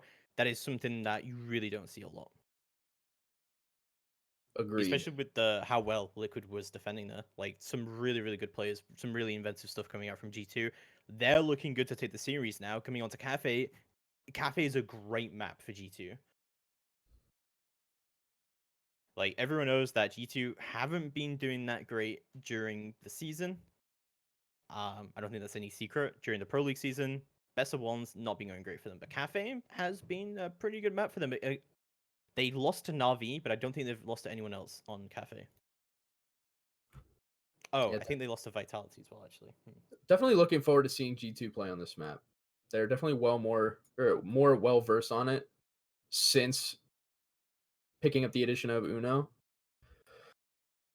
I'm curious to see how Liquid plays this, more so than anything. Liquid, also an emotional team we mentioned earlier in the match. After losing a match as close as they just did on Clubhouse, especially when a lot of rounds were in their hands, I'm curious to see if they can bounce back against a team like G2 or if they're just going to crumble. Okay, so yeah, during the season, G2 only lost Cafe to Navi, and even though it was 7-4. And I remember talking to G2 staff about that, and they were saying about, like, there's some mistiming issues, but we fixed those, and then they beat LFO 7-5 on Cafe later on. So, yeah, overall, I think Cafe is a really good map. Looking at Liquid, I think that they really needed this series to go to Coastline, but they could still bring stuff back. I mean, we saw some pretty good defenses coming out from them.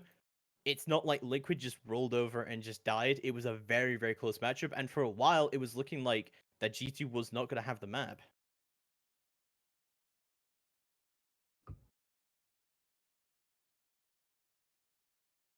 It was definitely a good map. Definitely an enjoyable one for people to watch. We saw many rounds clutched up from both the sides of Liquid and G2, but ultimately, in the end, G2 just came out stronger. Looking like this live feed is still not live. I don't know. I'm refreshing.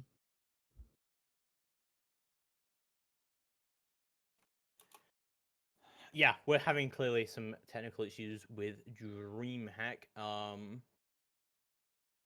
think we're going to throw to a break while we just get stuff sorted out so that we're not just filling empty air. Sounds good. So when we come back from the break, we are going to have G2 versus Liquid. Map number 2, G2 currently leading 1-0, and we will see them playing on Cafe.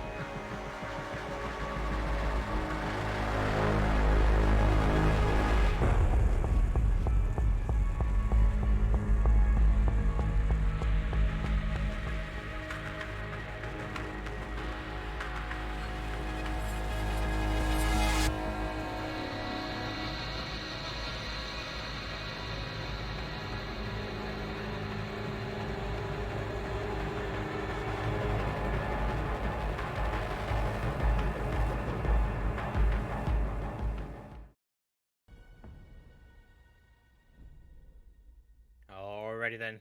After that quick break, we are back now with Team Liquid versus G2 here on Cafe Dostoevsky. I'm Stern Up. Joining me once again is the lovely Spartan. And hopefully, we fix the FPS issues. My stream's buffering. That's so I'm good. gonna refresh. Sounds good. So we're gonna go to Cafe. We do see a Thatcher and a Capital ban coming out to start with, and G2 with our first defense ban. It's gonna be Mirror. I was actually kind of thinking about that, like, would they ban the Mirror because they were abusing Mirror quite a lot on Club? Like maybe they want to use Mirror here, but no. We're gonna see the Maestro ban coming out, so Echo's actually gonna be available.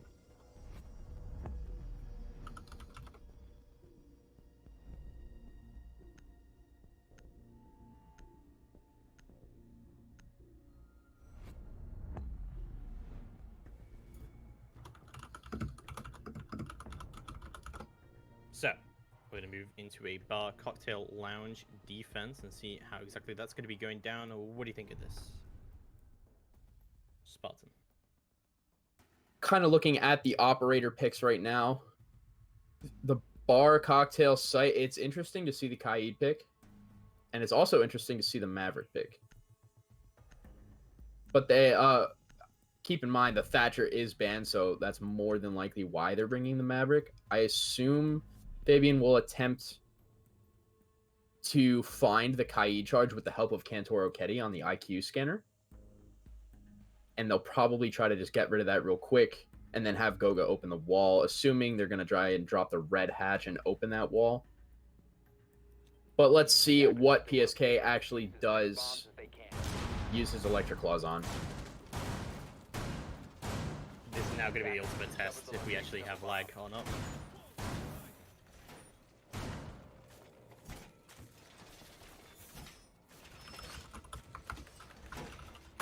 So, let's move into round number 1. We are going to see that top 4 defense to begin with. The Thatcher ban, it makes this game a little bit interesting. And then, like, the Maestro ban here, 10 seconds. I'm not sure how it's going to really affect it. It's kind of interesting to go with the Maestro ban. I think that the Maestro ban here is because they started on defense and that they kind of wanted the Echo up here because obviously like, Echo is way stronger than Maestro, but with an IQ it's much easier to deal with the Maestros. And I think honestly in a lot of places Maestro is really, really powerful here, especially with the Thatcher ban as well. I like what Sexy Cake is doing here. It looks like he's going to make a hole, probably for an Echo Drone to be able to deny through. Like you said, Akanto Arcade is running the IQ. They are running the Maverick. The IQ more than likely going to scan for that Electric Claw. The Maverick trying to get that off for the Thermite. There it is. It looks like he's throwing his Echo Drone into the pixel of the top of that reinforcement. Kaid's actually playing down low in the library. We have the IQ. It's the quality's a little iffy for me, but it doesn't look choppy for me, actually. We're getting better every day. Slowly. So, yeah. So far, so good. Looking forward to seeing what happens here. I think that Pengu really needs to go below at this point, honestly, to see what they can do here. Simply because... Oh my god. There, yeah. You just get deleted.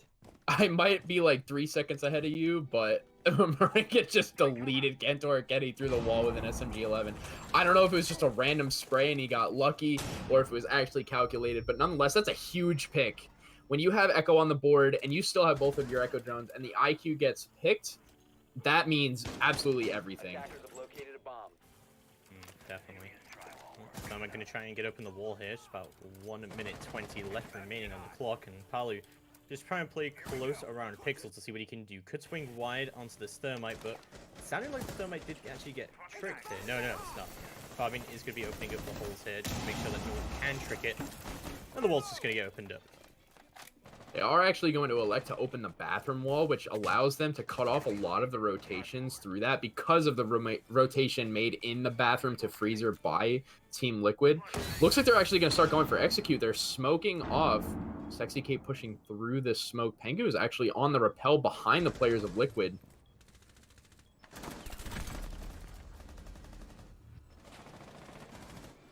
Goga able to drop Sexy Cake. It's now a 3v3, 28 seconds left on the clock. PSK gets the Nitro onto Goga. 3v1, Paula gets the kill onto Uno. The only one left is Pengu on the buck. He's in Cocktail. Not going to be able to do it. Nesqua taking down Pengu and the round. Really well played from Team Liquid.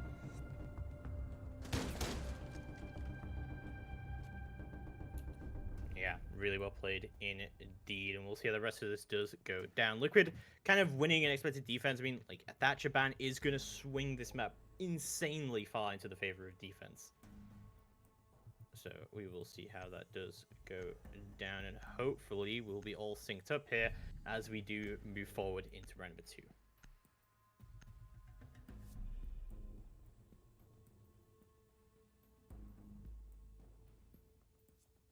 They are now going to choose the kitchen service and kitchen cooking site, which is actually an extremely viable site after the rework of Cafe. Many teams electing to choose this as their second site.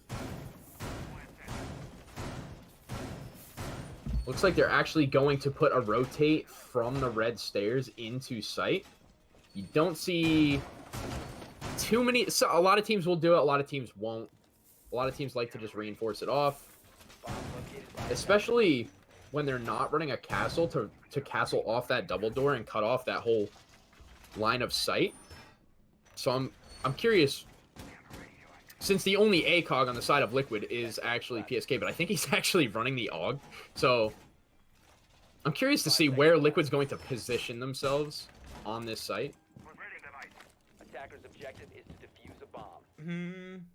It's interesting they would leave this wall open given the Thatcher ban, right? Like, it's going to be a lot harder for G2 to get open walls with the Thatcher ban. And also with the fact that we're bringing a Cade, a Mute, and a Bandit, it's going to be, like, insane. So, you're thinking about it like that. It's kind of interesting to do this. It's kind of reminiscent of how TSM hold this. Like, they'll open the freezer wall, and they'll reinforce garage wall. And they'll kind of play a rotate there. And it can be good to play this map fluidly. I mean, there are 3 staircases. There is a lot of rotate opportunities here, especially if you're playing like a really heavy Nitro game, or if you're playing like a Mozzie Mute combo or something like that. But I don't know. I feel like with a Thatcher ban, it's not something you should be doing that much. But I guess we'll see how it does go down. Having that rotate there doesn't seem like a bad idea. They are able to play the red stairs kind of freely, and they're able to apply pressure on the people playing in the side room of Bakery. Kantor Rocchetti actually going to get the pick onto Moringa. That's the smoke player already gone. Not even a minute into the round. That's a huge pick from Kantor Rocchetti. The wall is already open. Sexy Cake trying to hold down the angles into the Bakery, trying to hold it down for his team. May need some help. 4 players on the side of G2 pushing the Bakery. Goga trying to push it where he can, straight up into Bakery, and opening up the wall here as well. So dedicating both thermite charges to this side. So pushing into prep and see what he can do. Sexy Cake holding on to cooking and seeing what he can do here. But it's interesting that Sexy Cake never brings a Nitro here. I don't know if that's really the play or not, because I feel like giving a Nitro here, it just gives you so much now. Like, you could throw a Nitro into Bakery and you could kill so many people, huh? PSK just got a 1-tap on an Uno. Really nice shot. Han Solo is on the board. Sexy Cake getting a pick onto Goga. He's actually able to get another pick onto Pengu, the double kill. Ness gets the pick onto the Maverick, leaving Kantor Rocchetti in a 1v3. If any man can do it, it is Kantor Rocchetti, but taken down by the Bandit. Liquid taking round number 2, looking pretty convincing. We were questioning that rotate, but it seemed to help the side of Liquid. G2 kind of funneling into the Bakery and not really paying too much mind to the players around that area. PSK able to actually pick off the player sitting in that side room next to the bottom red stairs. He's able to pick off that player with his secondary pistol, which is very similar to an ACOG or the M249 scope. Definitely an interesting style of play coming out from the side of Liquid on that defense. So getting into round number 3, we'll see exactly how it is going to be going down. Just a quick update from DreamHack side. They're going to switch PCs after this match, just so that we have no more kind of stream issues. But I think most things have been resolved at this point. There is some quality loss, but hopefully it's not too bad for you guys. Attackers need to We're going to be locate getting and to round number defuse 3, as many however, bombs we are going to be going to reading room defense. The big thing for me about Cafe is that when you go to these kind of defenses, especially with the Thatcher ban, there is no off-site, right? These are all core sites they've been going to. It's a very defender-sided map with a lot of very viable sites. Yeah, especially with the rework of the kitchen bakery and at the addition of the reading dining site, a lot of teams elect to play up top heavily, opening up a lot of site, which forces other teams to have to push up top, clear up top, get the control of what they want, and then essentially go for an execute on site. Attackers must locate As you and can defuse see, the bomb. Liquid is doing an upstairs hold pretty heavily with a lot of reinforcements. So it's gonna G2 is gonna have to clear up top if they want to get control of site, assuming that Liquid makes a lot of You holes. say that, and I agree with you. Like in a standard take, they would. But G2's been known to rush this site before, where they all stack up outside of reading. Uno goes to white stairs, and they all just run in. It looks like they are doing that top floor clear, but it is possible, and G2 have done it successfully in the past, where they stack up outside of the reading door, and they all just run in. And it can be successful. It has to be well timed. They did it a couple times against LFO. They did it unsuccessfully against Na'Vi. So just like something to keep aware of, that rushes, while generally unsuccessful on LAN, are definitely possible, and G2 is coordinated enough to pull them off. But we said it yesterday, like, Liquid is a very coordinated team, and they've been able to deal with these pushes quite well from G2.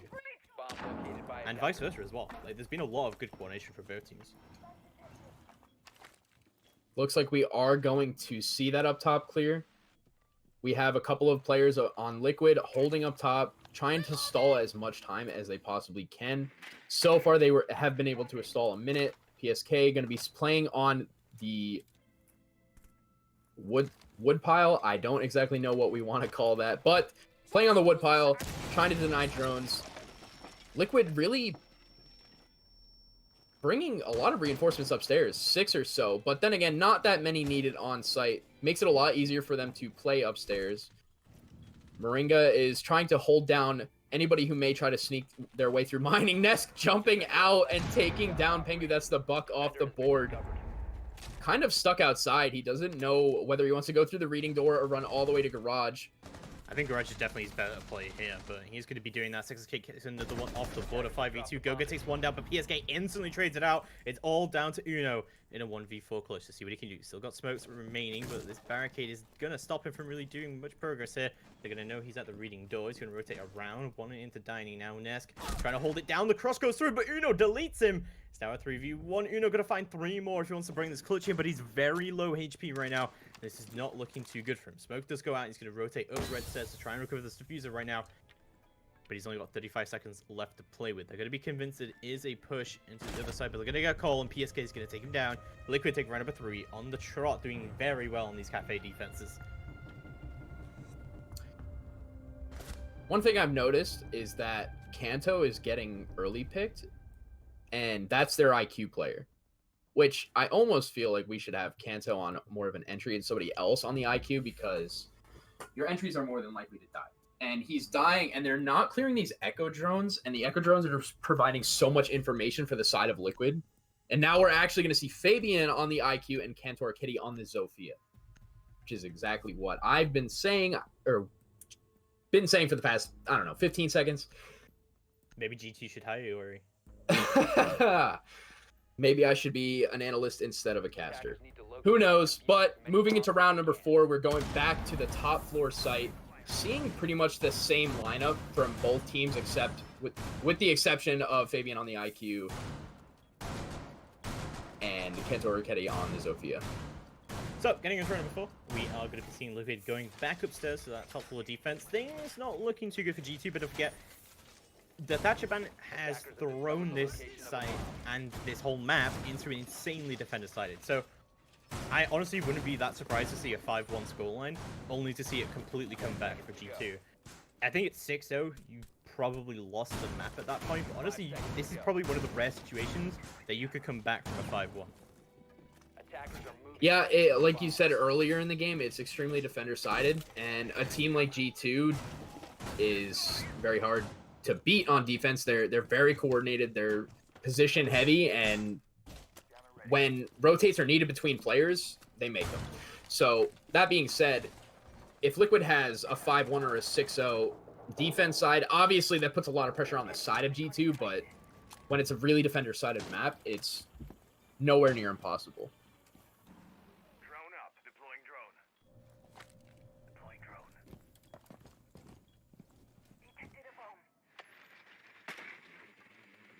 Gonna have the Jaeger playing near the wood stacks again. Try and deny as much droning as possible. Maybe even try and push up the hall to the white corner door and apply pressure to the players on G2 that may be pushing into piano. Paula playing a really powerful position in bathroom. There's no Thatcher. They cannot get rid of those ADSs or clear him out very easily. They do have the Maverick, can potentially put holes, and that's probably what they're going to do. They're going to Maverick the mute jammer off the wall, open that bathroom wall like they did the last time in order to clear that mute out of the bathroom.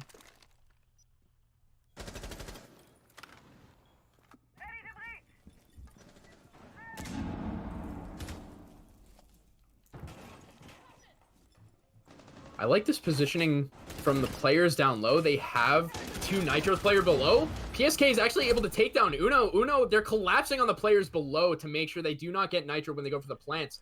They're able to take down the Kaid, but it does look like one more player was downstairs. Pengu trying to go for the nade onto the Echo, does no damage. One frag off the board. Still a 4v3. This is definitely doable for Liquid. 1 minute left on the clock. Kanto and Fabian both pretty weak. Moringa taking down the IQ. Now that means the Echo drones that are up are safe. This has really been a problem for the side of G2, is losing that IQ, not getting rid of those Echo drones. Yeah, Palu is still playing around onto that pixel angle, could definitely push out and try and do some big damage here. Moringa's still playing around onto Beer and see what he can do here. Diffuser is down inside. Moringa finishing off Goga. It's now a 3v2. Sexy holding on, and he kills the guy Heaven. It's all down to Kanto Roketi, but he can't make it happen. Moringa from the freezer takes him down, and Liquid take round number 4. Much better from Liquid, but still dominant performance from them across the board. G2 just unable to break this defense, and just not looking good for them at all. G2 have got 2 more rounds to really bring this in. 4-2 scoreline would be ideal here, but wow, yeah, G2 is not looking good on these attacks at all. They're just getting absolutely dismantled. I really don't think it's even the Thatcher ban. Like, yes, Thatcher is a huge ban, and taking him off the board does make attacks a lot more difficult. Thatcher is extremely powerful in almost every single situation. He can deny so much utility for the defenders, and it almost just looks like G2's getting picked apart on their attacks. We're actually going to see Sexy K bring the Caveira instead of the Bandit, which is interesting because they are playing the first floor site, which a lot of times you want the Bandit to be able to deny the wall, but he's going to elect to bring the Cav. Maybe we'll see an interrogation this round. It could be. It could be. I actually like the Cav pick here to a certain extent. I know Cav, and I know people are going to get hyped over a Cav pick, but like, she's not generally picked in competitive. You know, she's a very solo play. She is really good against chaotic teams. But on a map like Cafe, where there's so much roam opportunity and just so much area denial that you can bring here, she's got impacts as well. I'm assuming that Sexy Cake is bringing the shotgun. Attackers are heading out to And this is a very destructive map on top of that all. So like, a Cav roam could actually be really good, and that could actually be a really good call from Liquid, given the way that G2 has been clearing so far. Looks like he actually brought the shotgun. M12, did not bring the shotgun. Maybe we'll see some interesting plays with Cav. If he's going to actually go for picks, hey, maybe he's going to impact trick. He'll rotate back to site, and it's a new meta, the new Cav meta. Nonetheless, we are going to see 4 players of G2 converge on the roof. Goga outside of the white window. He's going to be droning what looks like the backside. Maybe they're going to try to do a back push. Potentially, but the Cav has... yes. Yeah, the Cav has been droned out so far, so Sexy Cake is going to have to rotate out. But he's wasting a little bit of time here. And he's going to be still on that roam. Might not be too successful now that he's been droned out early, but he could still waste a lot of time. And if you can just kind of do this whole shoot and scoot kind of strategy where he takes out a drone, like if you can take out a lot of drones here and maybe get a pick, it can be good. Oh, but he's getting pushed from multiple sides now. This is not looking good for him. You know, opening up in counter against, he takes him down. That cow play was not going well for them. But Nesk is going to find a kill of his own. There's no echo as well. Like that's kind of awkward. That the fact that you would bring a cav over an echo, especially because the IQ was just the first pick then. That IQ pick is not going to be as big now. Maybe he was just feeling super confident in his play. I'm not quite sure, but Maverick is actually going to start opening this hatch. PSK I like the trying fact to get that pick. Maverick is opening this hatch, given the fact that this is where Cade has been playing. Exactly what he should be Definitely a doing. smart play on the side of G2, but he's going to elect not to actually finish opening that hatch. G2 rotating. We have Pengu on the buck opening tons of vertical play above the players, where normally a bandit would be, but instead they had a cav. Yeah, the big advantage though of Pengu doing this is he's just cutting off all the rotates and being able to nade stuff out. He's being able to get all this walls open and everything like that. He's going to leave just stuff open so that Goga can move in and he can cover the rotates from above. So Goga's be able to get in here. It looks like there's similar strategy coming out from G2 in terms of what they want to open here, and they're starting to get things done. But 30 seconds left to go on the clock. They really need to start getting a move on. Nesk is looking to rotate above. It looks like as Pengu still covering the rotates from above himself. Smokes are going to go out. Goga trying to find the long angle through the smoke to try and get something to work here. But those smokes going out, that's going to be a lot of area denial coming out from Liquid. They're not going to be able to get in too quickly at all. Goga trying to push in. PSK with a hand solo pistol is going to get one. As Cancer Rocketti off the board. Paolo picking up another, but Goga with the entry thermite is going to get one. But Paolo instantly trades it out. It's all down to Pengu in a 3v1 to try and bring it in, but Nesk won't let him have it. Team Liquid will take round number 5 and their 5th defense in a row.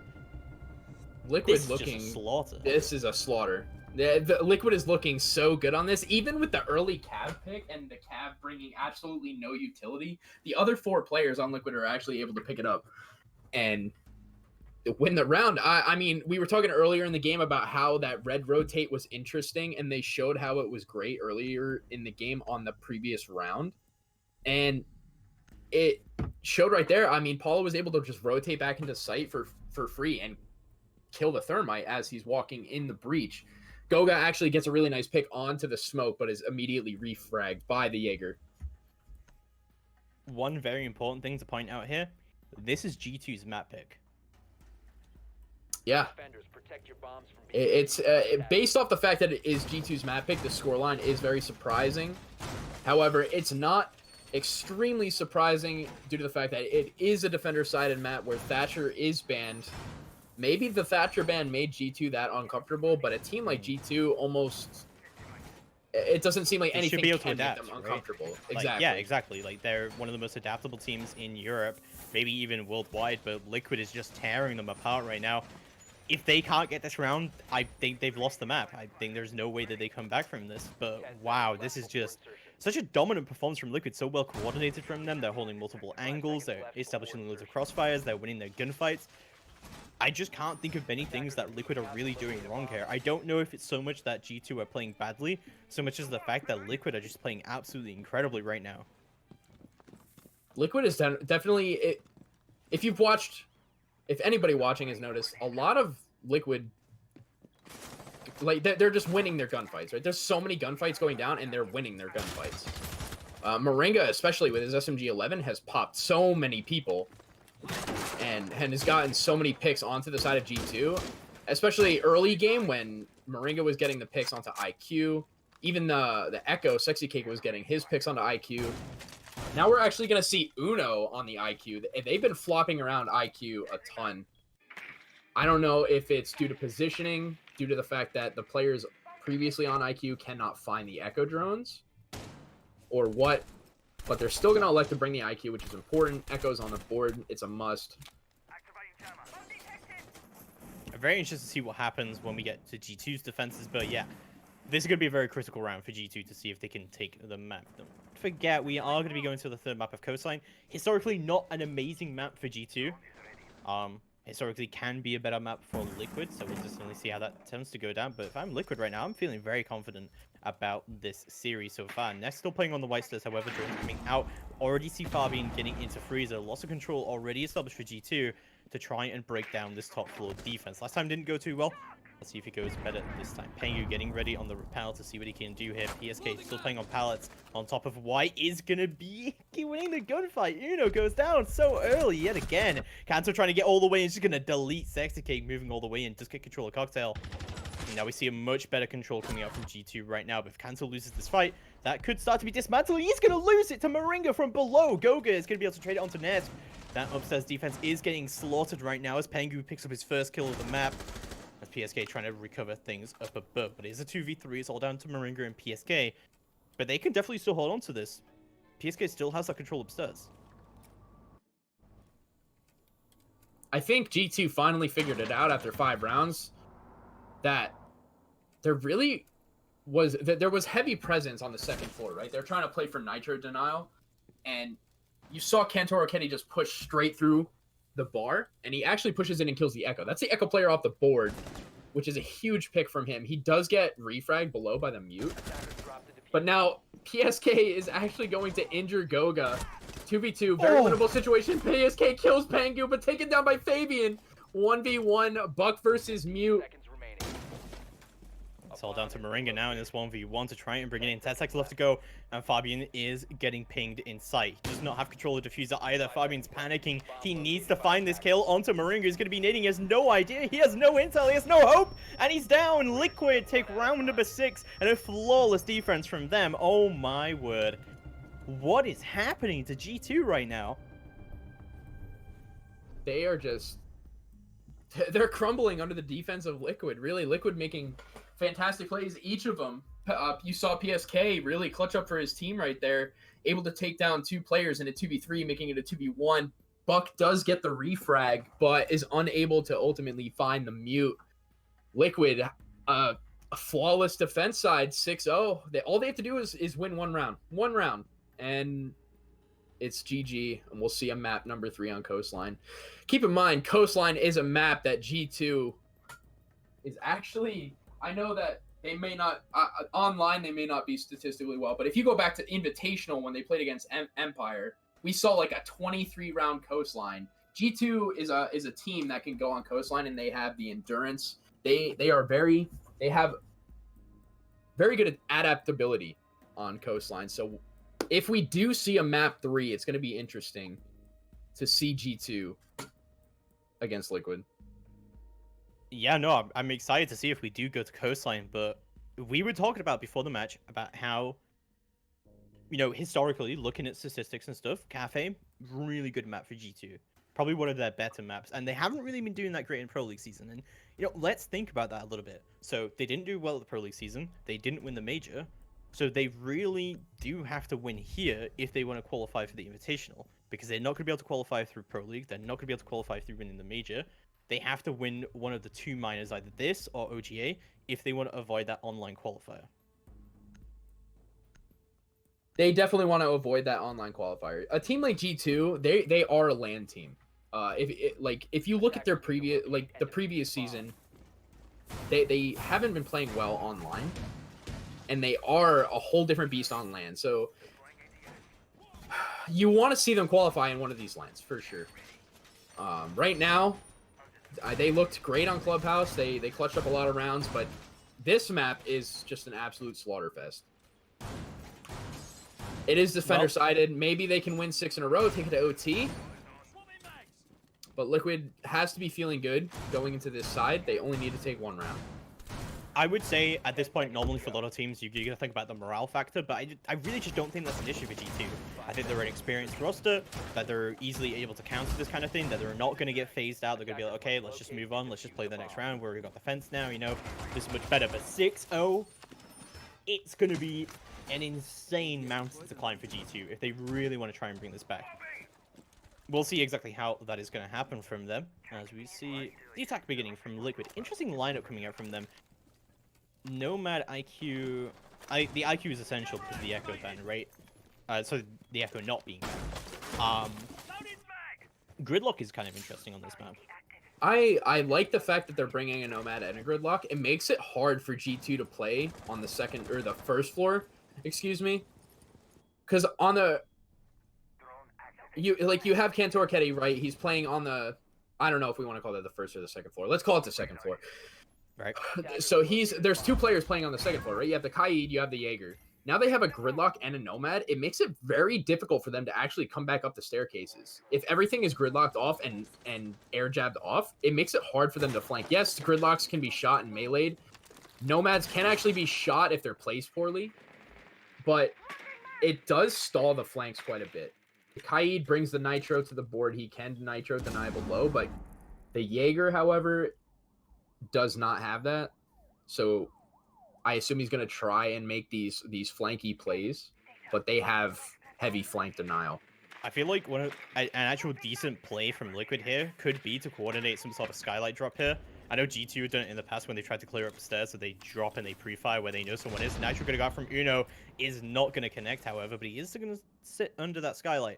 This skylight is nowhere near as powerful as it used to be, though, and you can't really see that much from it, and there are a lot of places you can now play even directly under the skylight where you just cannot get picked. Uno is going to drop off, however. No Nitro remaining from him. Bit of an early one, but it's going to be 1 minute remaining on the clock. He can also see the skylight now if anyone wants to indeed drop it down. And Cantor going to be playing down here with him. Just about 1 minute left to go on the clock, and Liquid really have to think about how exactly they're going to start to push now. Freezer wall is going to get opened up, it looks like. And Echo Drone is going to get spotted out by the IQ. G2 looking to try and retake via Pixel and see what they can do, but Fabian's going to go down to Sexy Cake. That's the first pick of the round going to Liquid's favor. This is not looking good for G2 at all. Sexy Cake trying to get his way into bar and try and go for this plant sooner rather than later. 30 seconds left to go on the clock. There is no smoke from G2. There is not a lot of denial from them, honestly, because Uno's already used his Nitro. Pengu's already used his Nitro. We only have one Echo Drone remaining.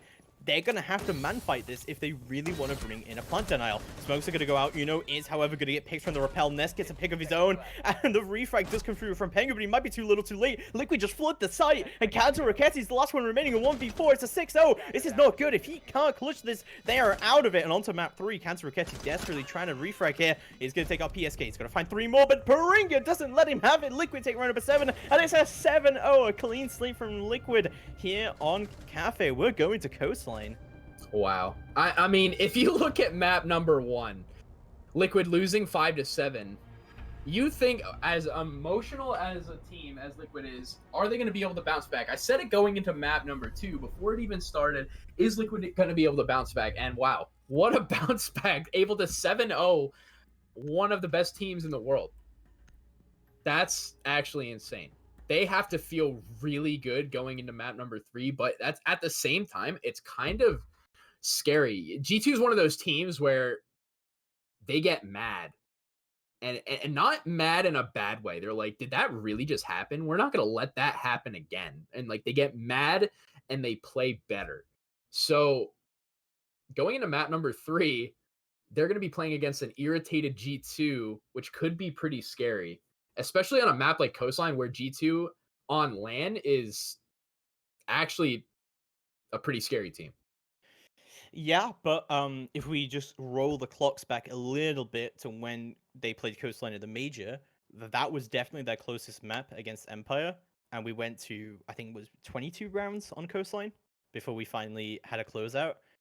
So, yeah, things, I don't know where this is going to go. Also, the last time these two teams went against each other, Team Liquid did win Coastline 8-7.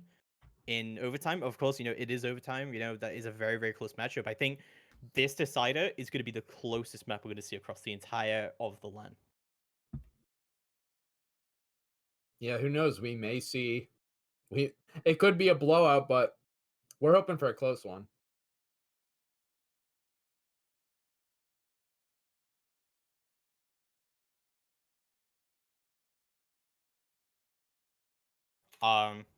I'm not sure what's going to happen with the clean feed here because they wanted to move to a different PC. So I don't know if they're going to move to a different PC now, or they're not going to interrupt the game and they're going to do it after. I assume they're going to wait until after. Yeah, I hope so, because I really want to see Coastline right now. I don't want to give any time for teams to kind of like calm down or whatever. I want to see some emotionally driven gameplay. because you got to think, right? Like Liquid pushing through on this.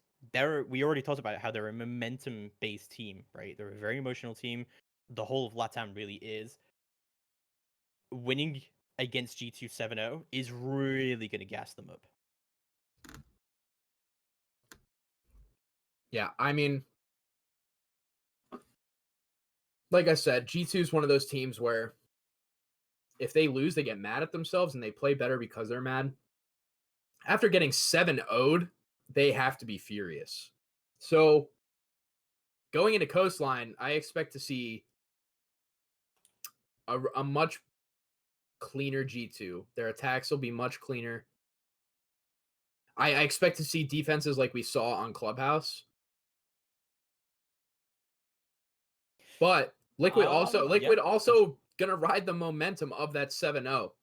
Not to take away anything from Liquid. So I mean, if they can continue to ride that momentum, G2's got a serious problem at their hands. So let's talk about something a little bit here. G2 coming in with Uno, obviously it's a different team, clearly. Like they haven't been doing as well. And we had the last time these teams went against each other, we had Kanto coming in, very, very new to the team. They did very well at Atlantic City despite that, and they lost to Liquid in the finals, right? Now we see another situation where, while Uno's not as new as Kanto was back then, we have another situation where G2's picked up a new player, and he's not been around for that long, just since the start of the season. And Liquid seem to be dominating so far, honestly. Like, I don't know, because we said about earlier that G2 are not really the team that get tilted at all, so I don't really want to add that in as a factor. But I think more that if anyone's going to be like gassed up by that, or anyone's going to be affected by that result, it's going to be Liquid. 100%. I mean, you have to feel so good after 7-0ing one of the best teams in the world. They just got second at the major. Yeah, G2's not happy with that performance. They didn't win. They ultimately lost to Empire. But when you're Liquid, you're like, we're going up against the number 2 team in the world. And we just 7-0'd them on a map, and we barely lost map 1. Going into map 3, they're on a heater. Like, they're hyped up. They're an emotional team. They ride off the momentum of how things are going. They could very easily take this map based off of momentum alone. That being said, it is G2. G2 is definitely not a team that tilts. They bounce back extremely easily. So this map could go, it's a 50-50. It's either Liquid's momentum carries them through, or G2 bounces back and acts like map 2 never happened. Potentially also, not to be set down at all as well, we've got Sewer and we do have Shas on the side of G2. Two of the best coaches in the world. I think Shas really defined how to coach in Rainbow Six. We also have Silence and we have Sensei on Liquid. Like, there's going to be a lot of that stuff happening right now while between maps, while we have a little bit of break here.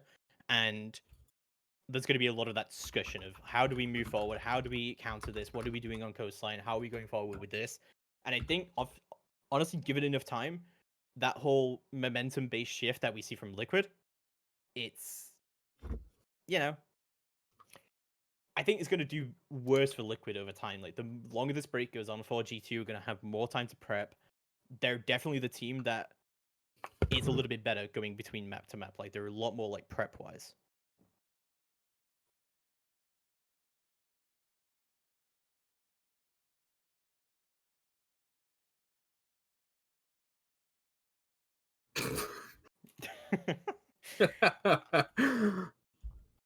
So, I think we're going to throw it to a quick break here, because I think there's something going on, I guess, technical-wise, and we'll just wait for DreamHack to kind of respond with what they're doing.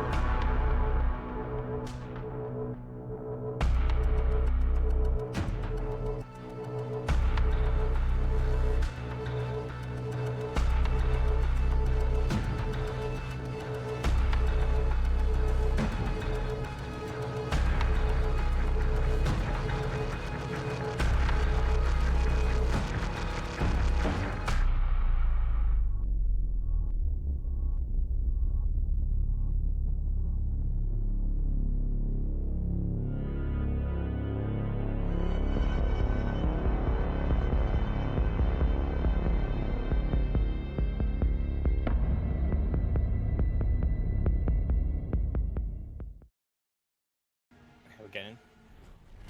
Alrighty then, hello, ladies and gentlemen, welcome back to this insane series between Team Liquid and G2 Esports. We're going to get in here. It is going to be our third map. It is going to be the coastline. It is our decider. We just came fresh off the burn with a 7-0 clean sweep from Liquid on Cafe. They got to be feeling good after that one spot. They definitely do, man. I mean, yeah, I played a different game professionally. I played Halo, but I've had maps like that where you just completely blow out the other team, and oh man, does it feel good. I mean, going into the next map after a win like that, it is like one of the best feelings. Your adrenaline is pumping. You're like, holy crap, we're so good. So they have to feel so proud of themselves right now for 7-0ing one of the best teams in the world, and they really are.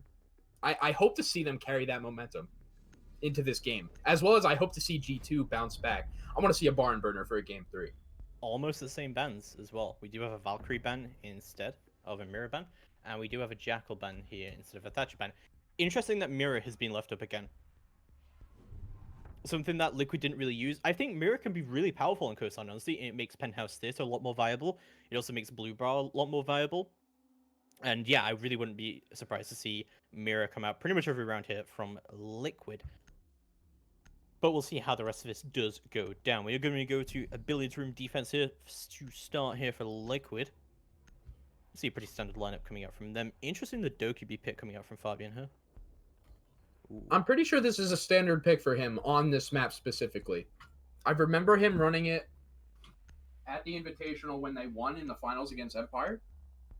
He ran it a ton. It provides so much information.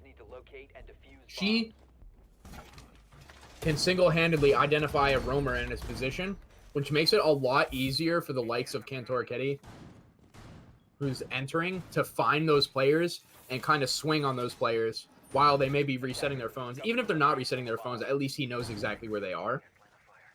And on top of that, she provides smoke grenades, sorry, which makes planting on this map, especially on a site like Hookah, much easier. It's actually interesting to see Liquid doing this kind of hold on Hookah. They're dedicating so many reinforcements over to the side of Penthouse and Theater. 5 seconds left before insertion. So I'm curious to see which operators are actually going to be positioned over there and who's going to be positioned in sight. We're definitely going to see Nest in sight. And it looks like Moringa's going to be playing over here as well.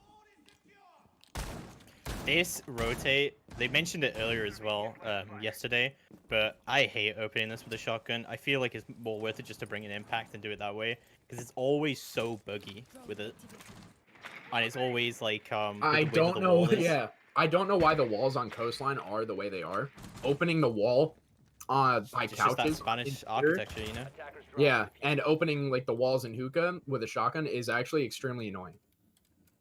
That being said, we are going to see the Mozzie over here in VIP, Paula as the Jaeger in Penthouse, and it looks like they also have another roamer towards the white side of the map.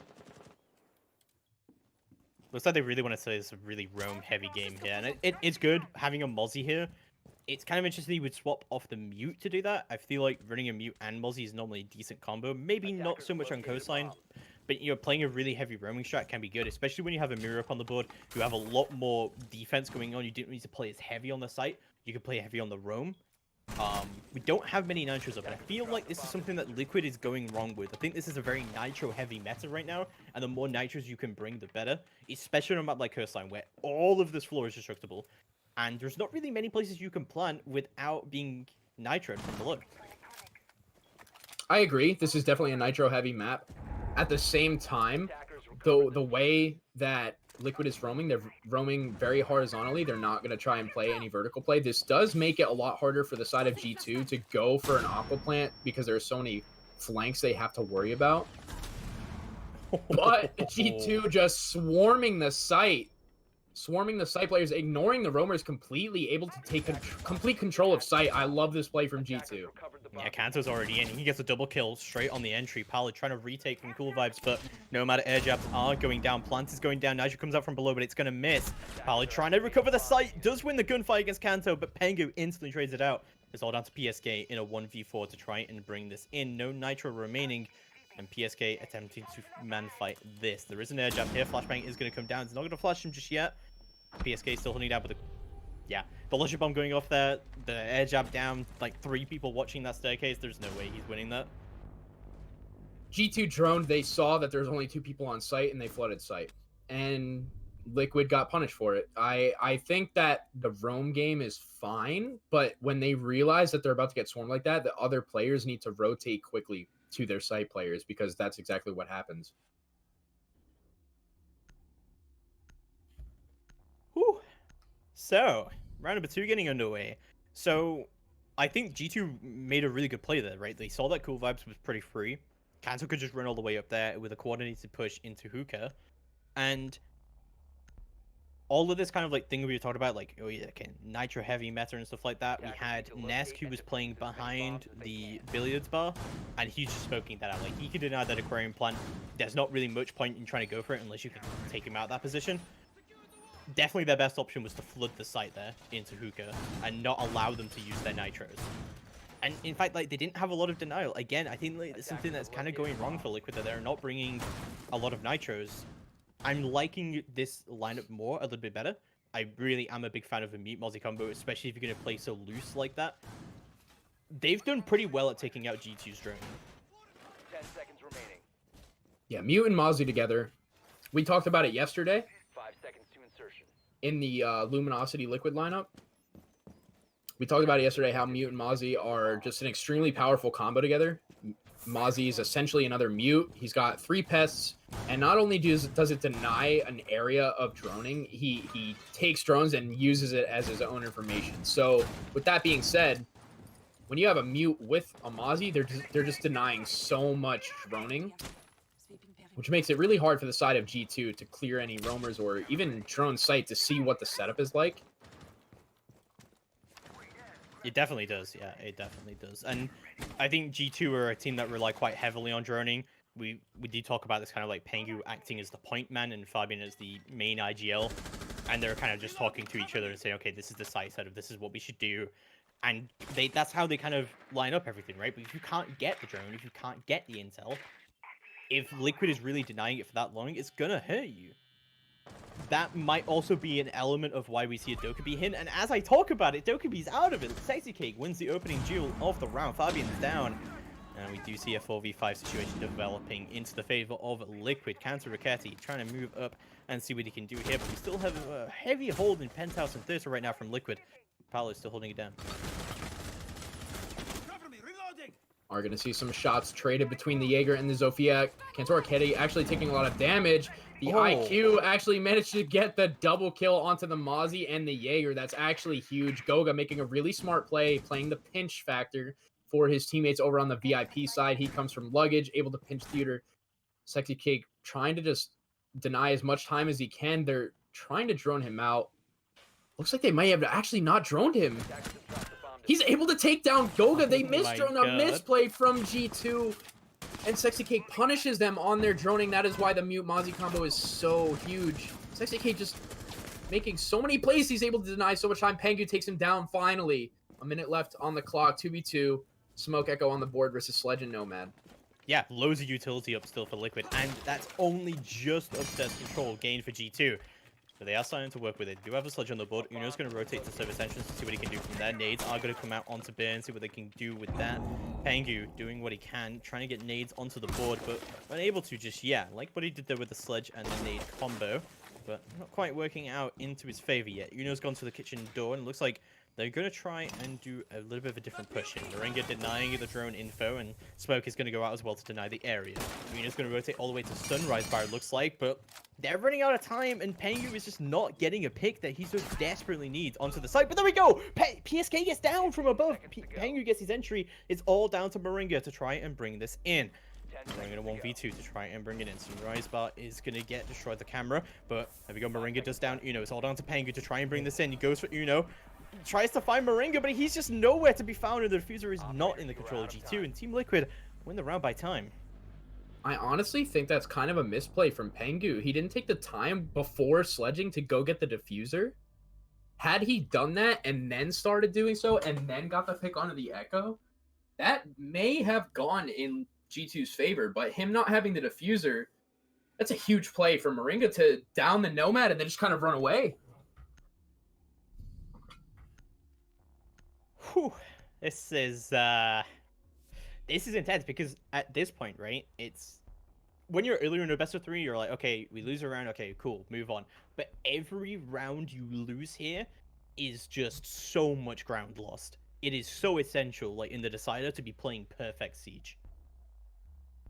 You cannot be losing rounds here, and yeah, GC are gonna know this. Every round is just gonna put that pressure on. So we're gonna be going to a blue bar defense. I told you a little bit earlier about how this blue bar defense becomes so much more viable with the mirror. And you see some teams do that mirror strat where they put 2 mirrors on Sunrise.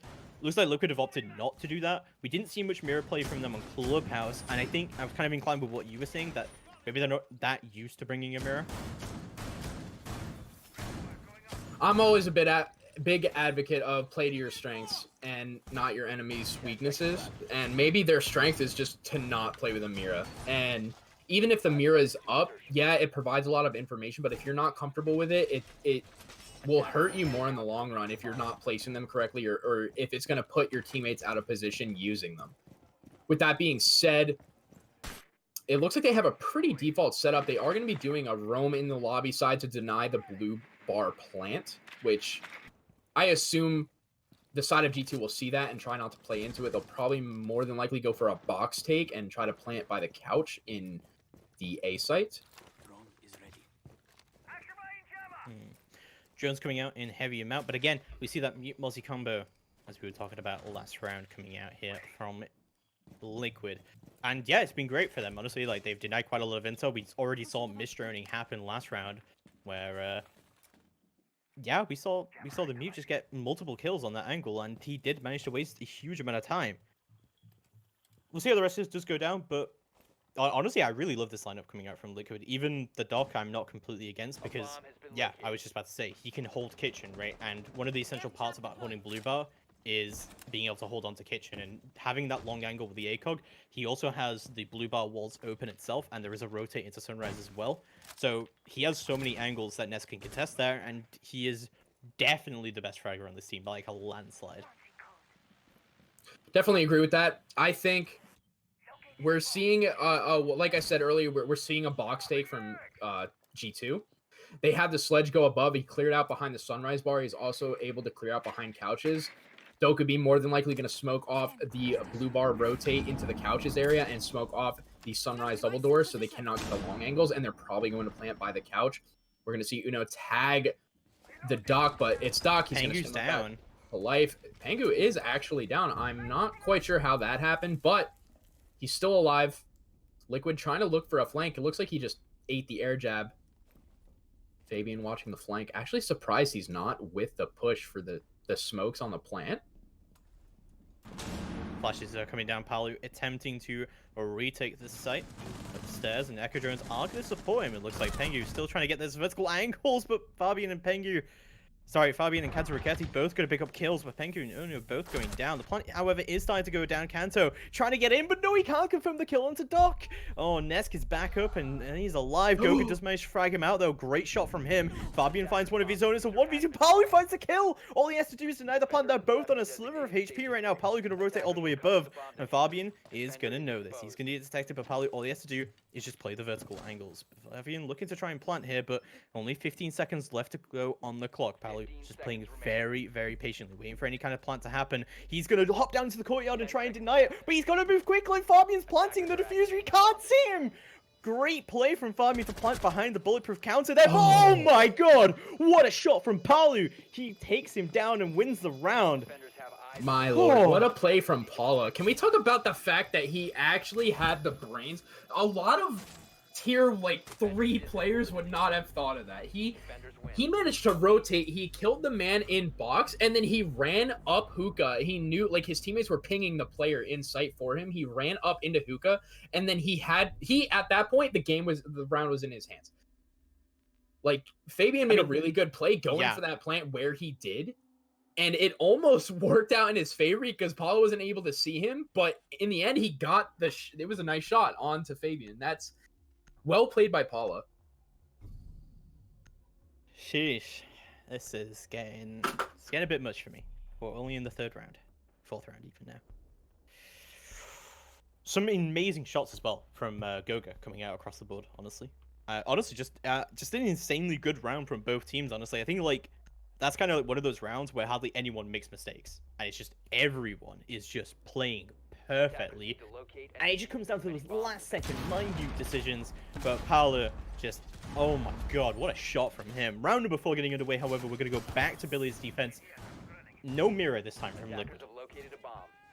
See, what I would like to see Liquid do this time, it looks like they're doing their same setup where they're going to do a roam game on the penthouse theater side, which is fine and all. It's all dandy. Having the presence over there is great, but I really think they need to dedicate another player to site. With the way that G2 pushed this last time, they saw that the site was low on players. The positioning was pretty poor. So G2 just kind of flooded site and said, sayonara. Kantor Kitty killed like 2 or 3 people or something. And G2 took the round with swiftness. Yeah. Right before getting underway, however, and we'll see exactly how this is going to go down. But I think we were talking about as well, like play to your strengths. Don't bring the mirror if you're used to playing the mirror. There's definitely something that went wrong for them in the previous round. Not holding to cool vibes as hard as you could have done was definitely a big mistake coming out from Liquid's part, and that allowed a very quick rush coming out from G2. I'm kind of surprised they're not bringing the mute here, though, because the mute multi-combo was working so well. I do like the Legion pick from Moringa, because I think that is going to deny any kind of insta-rush coming out from below. And he is putting a lot of those Legion Knights downstairs in cool vibes and on Sunrise Bar.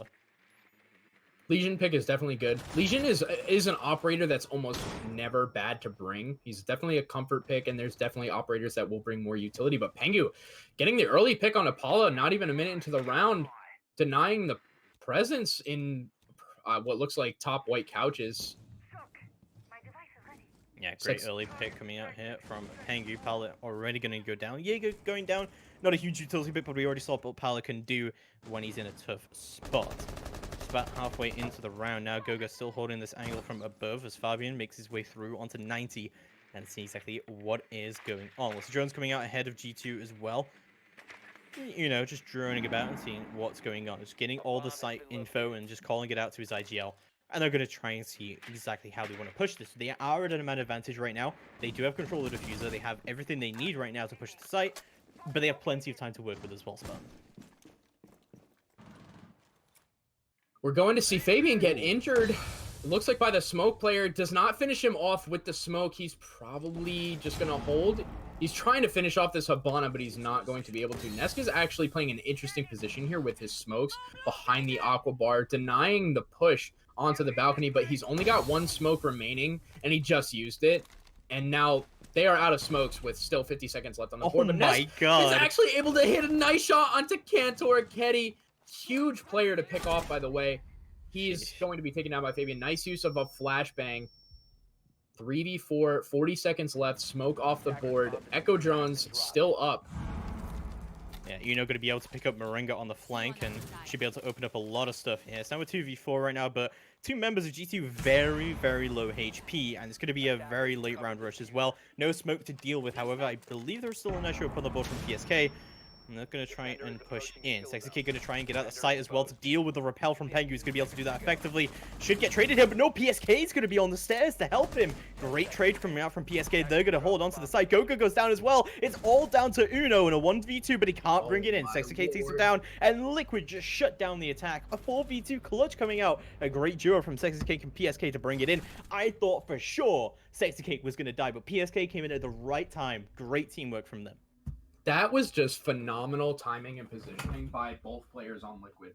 Sexy Cake managed... Okay, let's talk about the fact that he ran out Hookah Balcony as a 1 speed and still got that kill onto the repel player. Phenomenal play.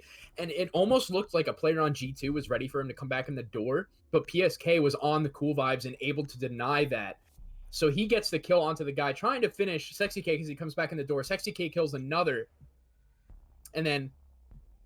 Wow. Liquid just played that so perfectly in the 2v4 and is honestly just poorly played by G2. Surprising to see that from a caliber team like G2. Whew. This is crazy. Like, because normally, like, you would say, I know like statistically coastline is slightly defender sided, but normally you end up seeing quite a lot of attack rounds go in a row. But yeah, like these rounds have been insanely close, and honestly, a lot of them G2 really should have won. They've come very, very down to the wire, and Liquid is only barely holding on here. But they're out of a 3-1 scoreline. I don't think that really represents how close this game really is, and I think we'll see something a little bit different when G2 comes to the defense. But wow, Liquid are doing such a great job of playing the timer as well. So, yeah, really good for them. Moving into round number 5, however, we'll see exactly how it does go down. Go back to that kitchen defense. Kanto is going to shut down Nesk before he can do any kind of spawn peek. Was he even spawn peeking there? He killed him on the billiards window, did he? No, he went for the sunrise. Okay. Sheesh. That is an aggressive play from Nesk. Definitely an He went for the aggressive nitro. play.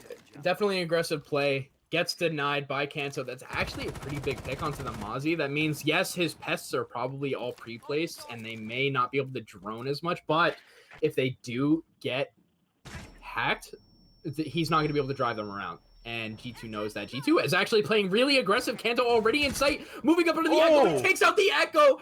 They are in sight. Liquid not prepared. They're going to be going for this plant. Not even 50 seconds into the round. Liquid all out of position, not able to do anything. You see Paula kind of confused. He's in blue bar, doesn't really know what to do. The diffuser already down, the round in G2's hands at this point. Yeah, Sexy is above to try and recover some stuff. Wasn't able to deny the plant, though. And you know it's going to take out Moringa. So on to Paolo and Sexy Cake to try and bring this in. But Fabian takes that Sexy Cake. It's all down to Paolo. We've seen him clutch before. Can he do it again? 1v5. It's going to be a tough one. Diffuser slowly doing its work. Going to go for the pre-fires. Nades are going to go out to deny the area. Almost a great shot from him, but Uno peeks from the other side and takes him down. Paolo goes down, and G2 take round number 5 in their very first round here on Coastline. And it's actually flawless from them. So far, they're 2 for 2 on these really quick takes. And maybe that's just where they thrive. Maybe they need to just start droning sight, seeing what the weakness is, and pushing the site right away. Liquid has a hard time rotating back. And, I mean, Kanto Rocchetti was literally in. I mean, he gets the pick on a Nesk, the early spawn peak pick, and he runs through Sunrise, runs through Kitchen Door, runs to Pantry, and just immediately takes Echo off the board. And then there's nobody left in sight. I think that... Like, I agree with you. The flooding site strategy has definitely been working for G2. We saw them do it in the first round. And it was going well for them there.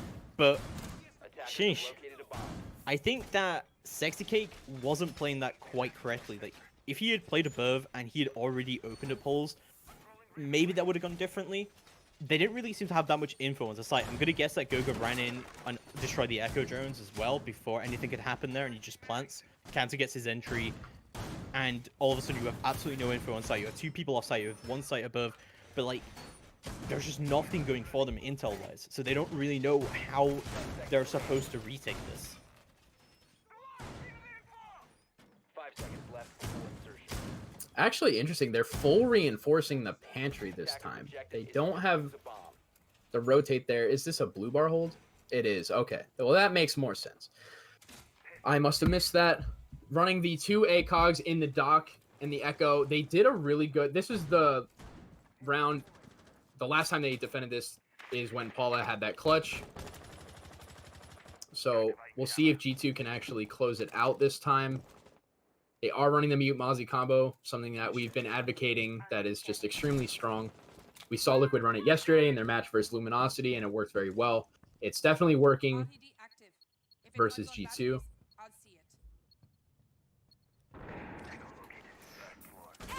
We'll see exactly how this is going to go down, but G2 already have control of Cool Vibes, and air jabs are going to go down there as well. Look, it's still holding on quite well, but you are right as well. From the last time they held this, it was a very, very, very close round. It did come down to that 1v1.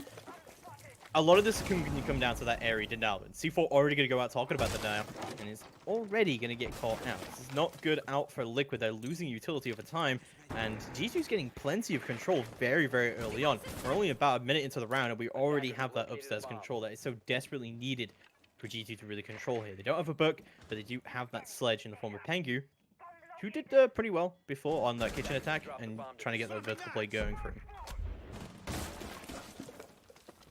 We're seeing the same take out of G2. It was a pretty strong take last time. It ended up just being some misplays on the side of G2 that ultimately costed them the round. Moringa taking out Fabian. Did he just run out Office? Paula taking out Uno. That's the Habana and the Nomad off the board, but the plant is going down. Katora Ketty. Goga takes down Moringa. Activating the diffuser. They This get is the looking- plant down. This is looking good for G2, but the plant is down. 2 frags come out into the favor of Liquid, and it's all down to Pengu. Still holding from above, though. No one looking to contest him just yet. He could definitely clutch this out. The post-plant situation, this is where Pengu thrives right now. They're coming through the rotate. Pengu takes out Sexy Cake. They are pushing up, but no Nest takes him down, and Liquid will take the round. But they'll tie things up. Sorry, not tie things up. It'll be a 4-2 scoreline for Liquid. I think that's kind of what you would be expecting here. Defenders Still some great rounds from Liquid, but now we see G2 moving on to the defense. I don't know where this is going to go. Both teams are playing incredibly, and this is kind of like a baseline scoreline. This is the first time we've seen kind of both teams. We can't really tell where it's going to go, and whew. Looks like we're going to go to a tactical timeout for the time being. As you guys can see on the land build, we have access. Well, not we. We at home have access to absolutely nothing. But the actual observers there have access, and they can pause the build while a tactical time is going out. That's why you see the timer has stopped. Well, G2 to be probably fair, talked about the strategy. we don't really know if it's a tactical timeout. It could be that there's been another coffee spill. Who knows? Yeah. It could be anything, but for the benefit of the doubt, I'm going to call it a tactical timeout until That the timer could be goes one of the back. things that's been affecting G2. We had Fabian spilling drinks today. We had Pengu spilling drinks yesterday. Have we spilled any more drinks? Who knows? Well, going into this attacking side for Liquid, what do you want to see? I already see an interesting pick in the Lion. I mean, Liquid Lion, that's like their hallmark, right? In Atlantic City, it was a big reason why they won, is running these Lion combos and just pushing every single round with the Lion. Of course, Atlantic City was before operator bans were introduced, and then after that, I'm pretty sure G2 just banned Lion every single match they played. I'm pretty sure every single match they played that season, they banned Lion. So, yeah, I'm not really surprised to see Moringa Lion come out here. It's a very hallmark of Liquid. Of course, like, he's nowhere near as powerful as he used to be, but he's still pretty strong. And he's also got a great gun as well. I like the pick of the Vigil to counter the Lion almost. The Lion Yeah. is still pretty strong. He's not near as strong as he used to be, like you said, but he is still pretty strong. A lot of, I mean, a team like G2 isn't going to have PTSD, I don't think, but a lot of other teams kind of crumble under a Lion still. Kind of just get that PTSD where they don't want to move. And he's not near as strong to the point where if you move, it's kind of like an alibi ping rather than actually just being completely outlined and they know exactly where you are at all times. So people are afraid to swing on a Lion scan. I don't see G2 being one of those teams. But that being said, he's still a very powerful operator. Yeah, no, he's really good. I think one of the things I want to bring, you brought up the Vigil pick here to counter the Lion. I think a lot of people don't know this, even though that it was announced when Lion got nerfed, that if you activate Vigil's ability while Lion is going off, you won't get detected by the Lion. Attackers must locate and defuse You have to have it active before the Lion Yeah. scan goes off. So you like when you see the timer, you want to immediately activate your scan, and then while you're moving in the Lion scan, you will not be scanned. The second you shoot a bullet, though, if you shoot a bullet, your scanner turns off, and then you will be like gets pinged, of course. But it's definitely good for the early part of a Lion scan if you're trying to swing on a player that you know is there. The purple top. They were talking about this yesterday during the rec match as well. That Laxing managed to get up here quite a number of times. It's harder to get up here now, but it's not impossible. It will be impossible next patch, but for now, you can get up on the purple top. G2 didn't do this at all during their attacks. They never went to purple top. Pengu always repelled instead of going onto the purple top. So, bit of a difference in strategy there already. Maybe G2 is prepping for next season where the purple tarp is... It's there, but you physically cannot stand on it. It is... You fall through it, if anything. So, nonetheless, Liquid is going to take full advantage of that. We're seeing a pretty heavy roam game from G2. Liquid, we saw a horizontal roam, but for G2, it seems like we're seeing more of a vertical roam, which is kind of what you were saying earlier, Cernab, about how vertical play is pretty huge on this map, and having those nitros and vertical denial is very, very useful. Attackers drop the diffuser. Attackers recover Wow. the diffuser. Oh my god. That's Oh, actually a Sexy really Cake big is pick. dead. Yeah, that's a big pick onto the gridlock. who's providing those track stingers to deny the flanks, and also smokes to go for plant. So that's a really big pick from Uno. Yeah, a great pick from Uno coming out as well. Still, as you said, a lot of aero Denel coming out. We've got Echo Drones up, we've got a Nitro on the board, we've got Gogo's Smokes up on the board, and Nesk, however, is going to be able to get onto default and go for this plant. Smoke is going to go down, but it's a little bit too late. Nesk knows he can plant this, but no, when Nitro came out, damaged him a little bit before he could do it. Gogo's going to move up. He is going to get the kill onto Nesk. Uno pushing out onto Aquarium is going to get his own frag as well. Moringa activating his second Lion, but Uno moving through it, using his ERC. This is looking good so far for G2. They have control of the diffuser in Aquarium. PSK and Moringa together to try and bring this in. Still has one E, 1D left. PSK is going to try and have to coordinate here with Moringa to try and bring this in. They do have control of the cool vibes, however. G2 still holding on steadfast. Echo Drone is there as well available. Fabian calling it out. It's only down to PSK as Kanto picks up Moringa. This is not looking good at all. PSK trying to push up. Knows where Kanto is. Knows where both of them is. Does win the fight, but no, he can't win the second one. Kanto takes him out, and G2 take round number 7.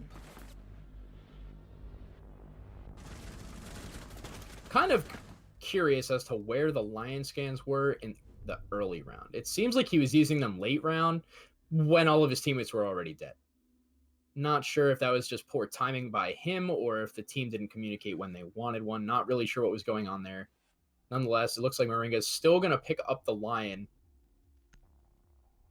Definitely want to see those scans used more for his teammates to kind of swing on people when they have the information. I mean, even then, like, it was really good counter coming out from G2. I think the Vigil pick was pretty essential. We already saw, abusing that, the fact that he has Vigil. He can use the ERC to move freely while that Lion scan is going off. We already saw that happen. We are going to see G2 move downstairs to Blue Bar. It's interesting that that they wouldn't go to Kitchen, despite the fact they aren't bringing Mirror, or even, like, we haven't seen any more Penthouse yet. I know that, like, Penthouse isn't really considered the strongest site. In fact, it's normally the weakest site, but I think that Mirror really makes it a lot more viable. We still see, however, that no one is really playing that Mirror. We saw G2 do it a little bit on Clubhouse. But yeah, I think, honestly, it might just be the fact that no one's really comfortable with bringing a Mirror here, and they just want to play to their strengths. We are seeing a little bit of a Kitchen hold. I did say this last time we saw a Sunrise hold, that you kind of have to hold on to Kitchen. Although the last time we saw that, we did see an ACOG play there. I think Fabian is going to play there with his ACOG, so that should be fine. Definitely having a same kind of hold as Liquid, where they would have the players roam pretty heavily on the side of security, pantry, and lobby to deny that blue bar plant. So if Liquid sees this, they should attempt the same type of take that G2 is doing in terms of going for the plant by the couches on the A-bomb. I like where Kanto is playing in the security room. Gives good flank opportunities as well, which looks like he is going for. Keeping control of the lobby, making sure that Fabian can't get flanked. And he could just hold down onto that long angle as well. Fabian moving into cover. I think Fabian, throughout the series, has been really aware of his positioning. I think it's an important thing for, like, players to pick up on. Is, like, you just got to be aware of, like, where you can get shot from. Like, he's always on the move. He's always moving to another cover position. Where he's planting, he's always safe. And stuff like that is something that Fabian's been doing pretty well throughout the series. Liquid still very slow. They're kind of going for these, like, Vitality-like pushes, or the old Vitality, where they just push it, like, the last 30 seconds. Just dump utility into site. So far, it seems to be actually working for them, but we'll see how it works for them on co-side. But so far, not so good, as Pengu picks up the first kill of the round. Neft is out of it. The Sledge already off the board. That's a soft destruction gun. We do still have the shotgun coming out from Gridlock.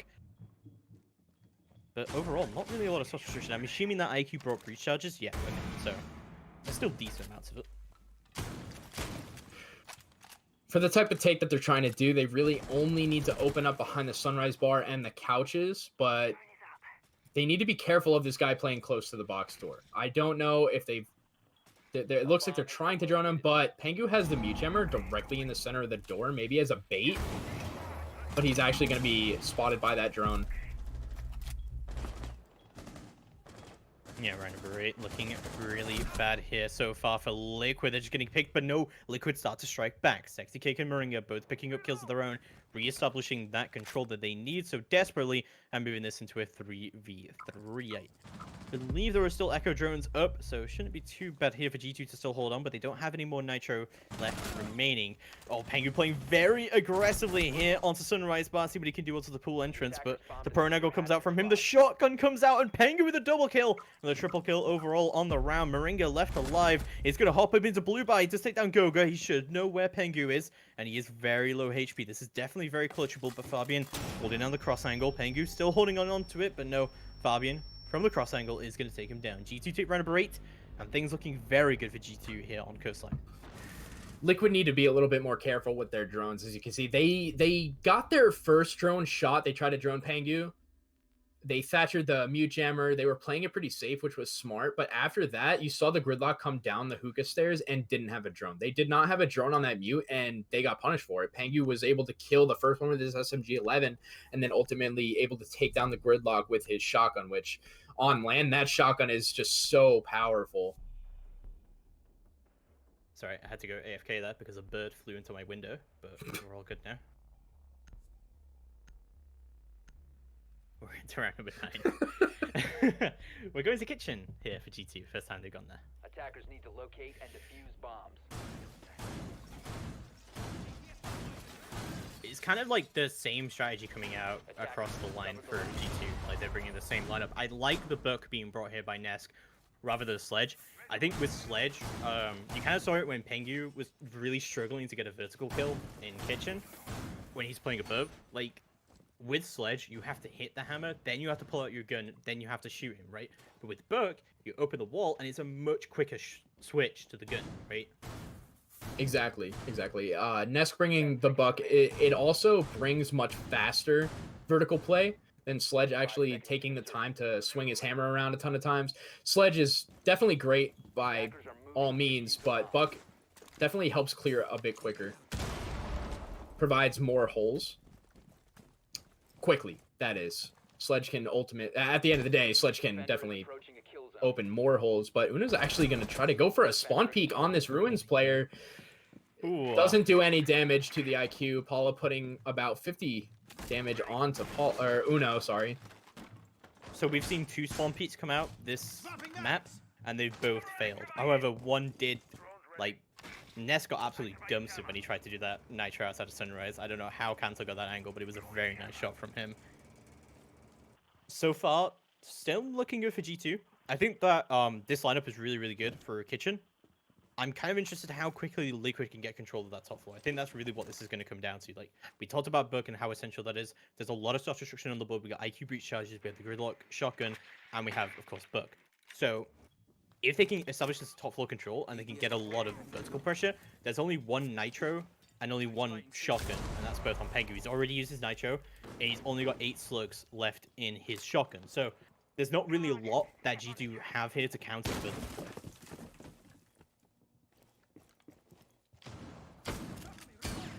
Minute 40 left on the clock. Still looking pretty good for Liquid in terms of time.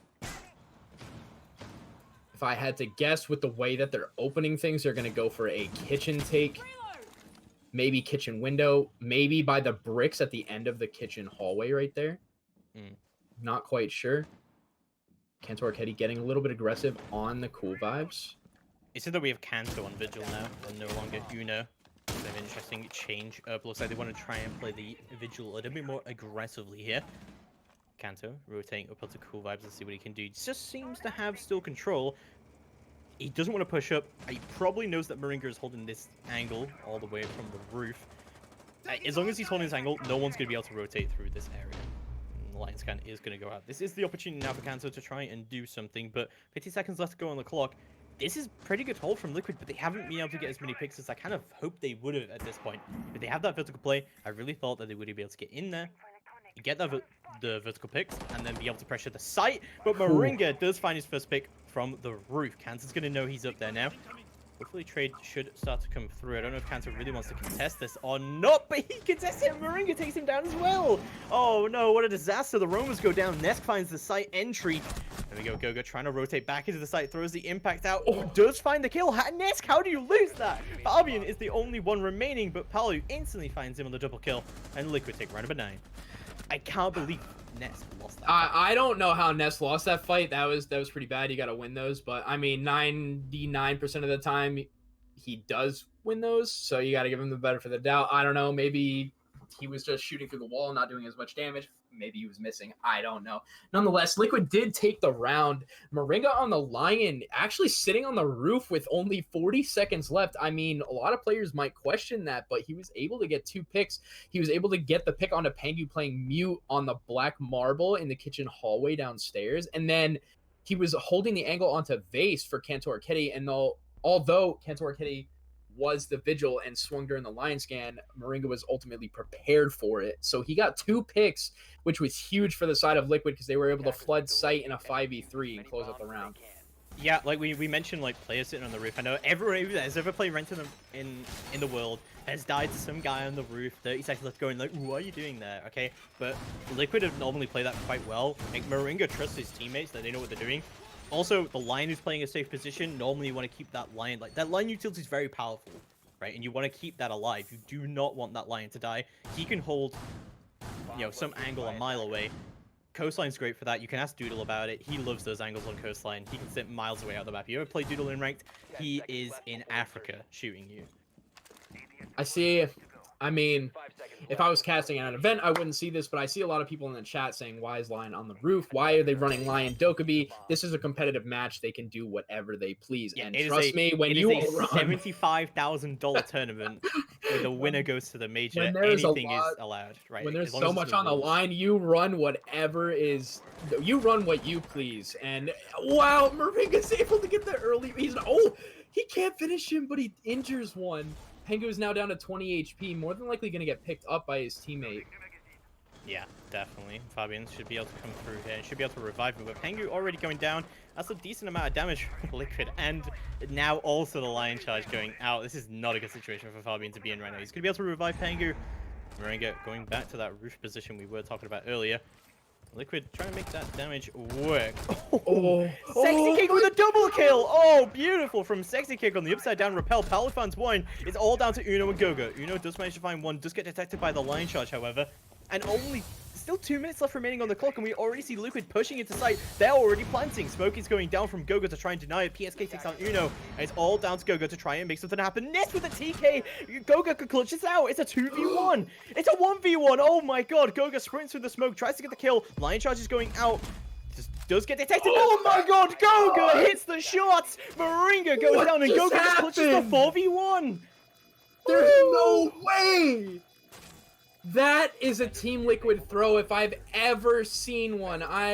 You hate to see it. That round was in their hands. Sternab, what just happened?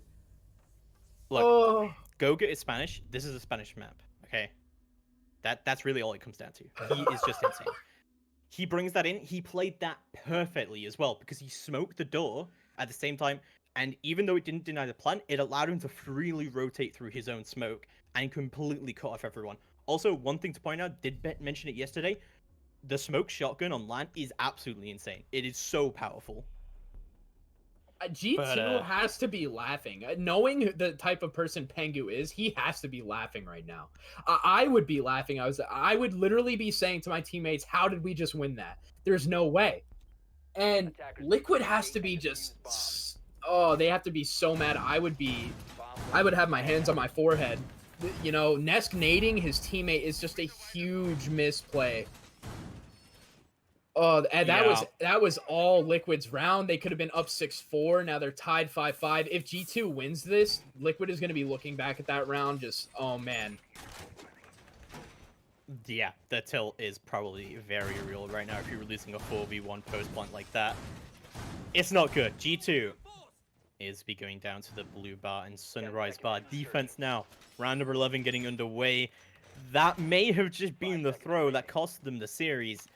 That is not good, but amazingly, even though that happened, we're still all tied up. It is still 5-5. It is very possible we go to overtime right now.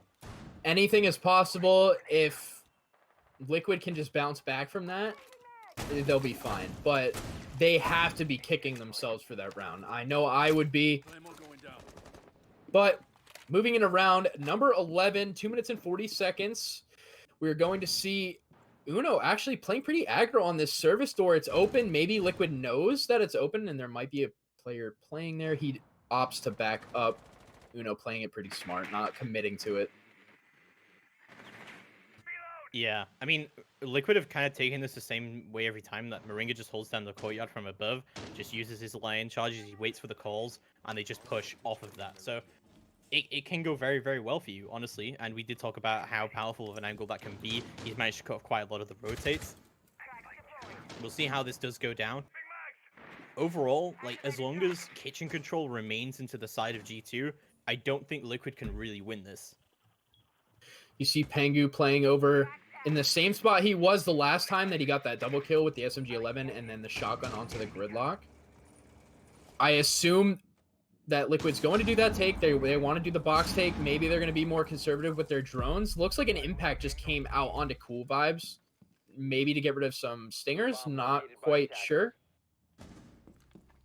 Potentially. Palu is going to pick up the first kill of the round. However, Fabian's going to go down. Almost winning his second duel. However, he is in kitchen. Fabian's been dismantled. They should be able to gain kitchen control off of the back of that. You know, trying to recover that. As Liquid is going to rotate out. That is a really nice pick. Like, getting the Echo off the board really early on is just going to help you so much. You know, has managed to recover that kitchen control again, but as I said, that ACOG angle is kind of really what you need to be able to fight this at all. Pengu going to be playing onto the pool entrance to see what he can do. I would like to see the Bucko kind of just cook a nade and throw it off the door frame, but we'll see. Pengu actually just swings out. Uno is able to take down Sexy Cake. Looks like he ran out of service door. Nesqua taking down the mute. He's outside. Looks like they have the control of what they need to go for this plant.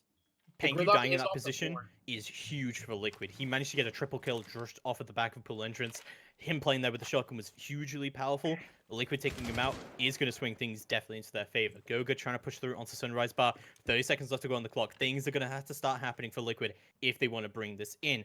But you see Goga still in the sight. Counter Raketti finding a kill onto Nesk all the way from the main door. Beautiful angle from him. Just hold down Blue Bar. And Liquid are running out of time. They really need to push. They do still have the line on the board. Don't think he has any E1Ds left, but Goka's going to lose the fight against PSK. He gets in. Moringa finds his own kill. It's all down to Uno in a 2v1 to bring it in. All he has to do is delay the time. Liquid don't have the control, but they do have the kill. Paolo takes it down, and Liquid move to match point. That could have been the round win right there for them. That could have been the series win right there for them if it wasn't for the last round. They did bounce back well, though. You got to give it to them. They bounced back after throwing that round. They still managed to close out that round. They didn't give up. They didn't check out. They've managed to take that round. The game is in their hands. They could have won, but if they keep up the same pressure, they can close this game out. G2's got to be kind of slapping themselves right there. They kind of had the advantage in a way. Goga lost his fight onto the guy pushing box. I don't really know if he needed to peek that, but nonetheless, it was a really good gunfight between the two of them and the guy in box. Winning that is honestly the round closer. Whew. This is getting, you know, I think this is actually getting a little bit intense, man. It's been intense. I said I wanted a barn burner, and we have one. Will we see Liquid close it out, or will we see G2 take this to an overtime? I don't know. Also, I just want to mention quickly that, yes, we are aware that there is a sound delay, but it's completely on DreamHack's end. They're going to switch PCs after this match, and hopefully it'll be fixed, but for now, we're just going to truck on with it. Liquid are on match and series point to bring this in. There's going to be another blue bar defense here. I think the real crux of this was Pengu dying. 10 seconds left before If Pengu got caught out from above, that just cannot happen. If Pengu dies there early on, they cannot keep control of Sunrise. Like, that shotgun position is so powerful. I don't know if they have both of those walls on the box reinforced. It kind of only looked like one was. I couldn't tell. If they were both reinforced, Pengu definitely could have played his life there a little bit longer. But I saw him rotate out. Maybe it's because, yeah, see, they have the wall on the left right there, not reinforced. So it is a little bit harder for him to stay there much longer. I wish they would dedicate a reinforcement there, maybe, for him to be able to stall. But it's their team, not mine. They know what they're doing. I'm a caster. So. Yep. Demoted. Unlucky. 2 minutes and 15 seconds. We got the Moringa player on the roof with Lion. we've seen him do so much damage from up there. Yeah, Pengu just trying to play below with his life in Sunrise Bar. Already throwing out that Nitro very early. That's really going to affect that late round denial. But if you can take out the Buck early, it's definitely worth it. If Pengu can kill this Buck early, they may just win the round off of the back of that purely. I talked about how powerful this position is for Pengu to try and hold on to. Line charges are going to go down, gridlocks are going to go down. This is really limiting the movement right now for G2 to respond to this. Kanto still holding on to Office. Still everyone alive on G2 so far, so no heavy push coming out from Liquid, but they do have that upsets control. Things are starting to swing into their favor. Pengu still playing this powerful position outside of the pool entrance. And line charge is going to go down. He does have the signal disruptor still in his back pocket, so he can easily play around them. Nades are going to go down, but not going to be able to find out Pengu. They still seem to be thinking that he's playing right next to the pool entrance, but he is actually inside it. So Moringa's still holding on to the roof as well. Still playing that powerful angle, but just about 1 minute left to go on the clock, and Liquid really need to start moving now. They are going to drone out Pengu. They really need to kill him. I really can't stress how important this is. Like, Pengu's doing his best to stay alive and just constantly be on the move, not get caught up by this lane, not get caught up by drones.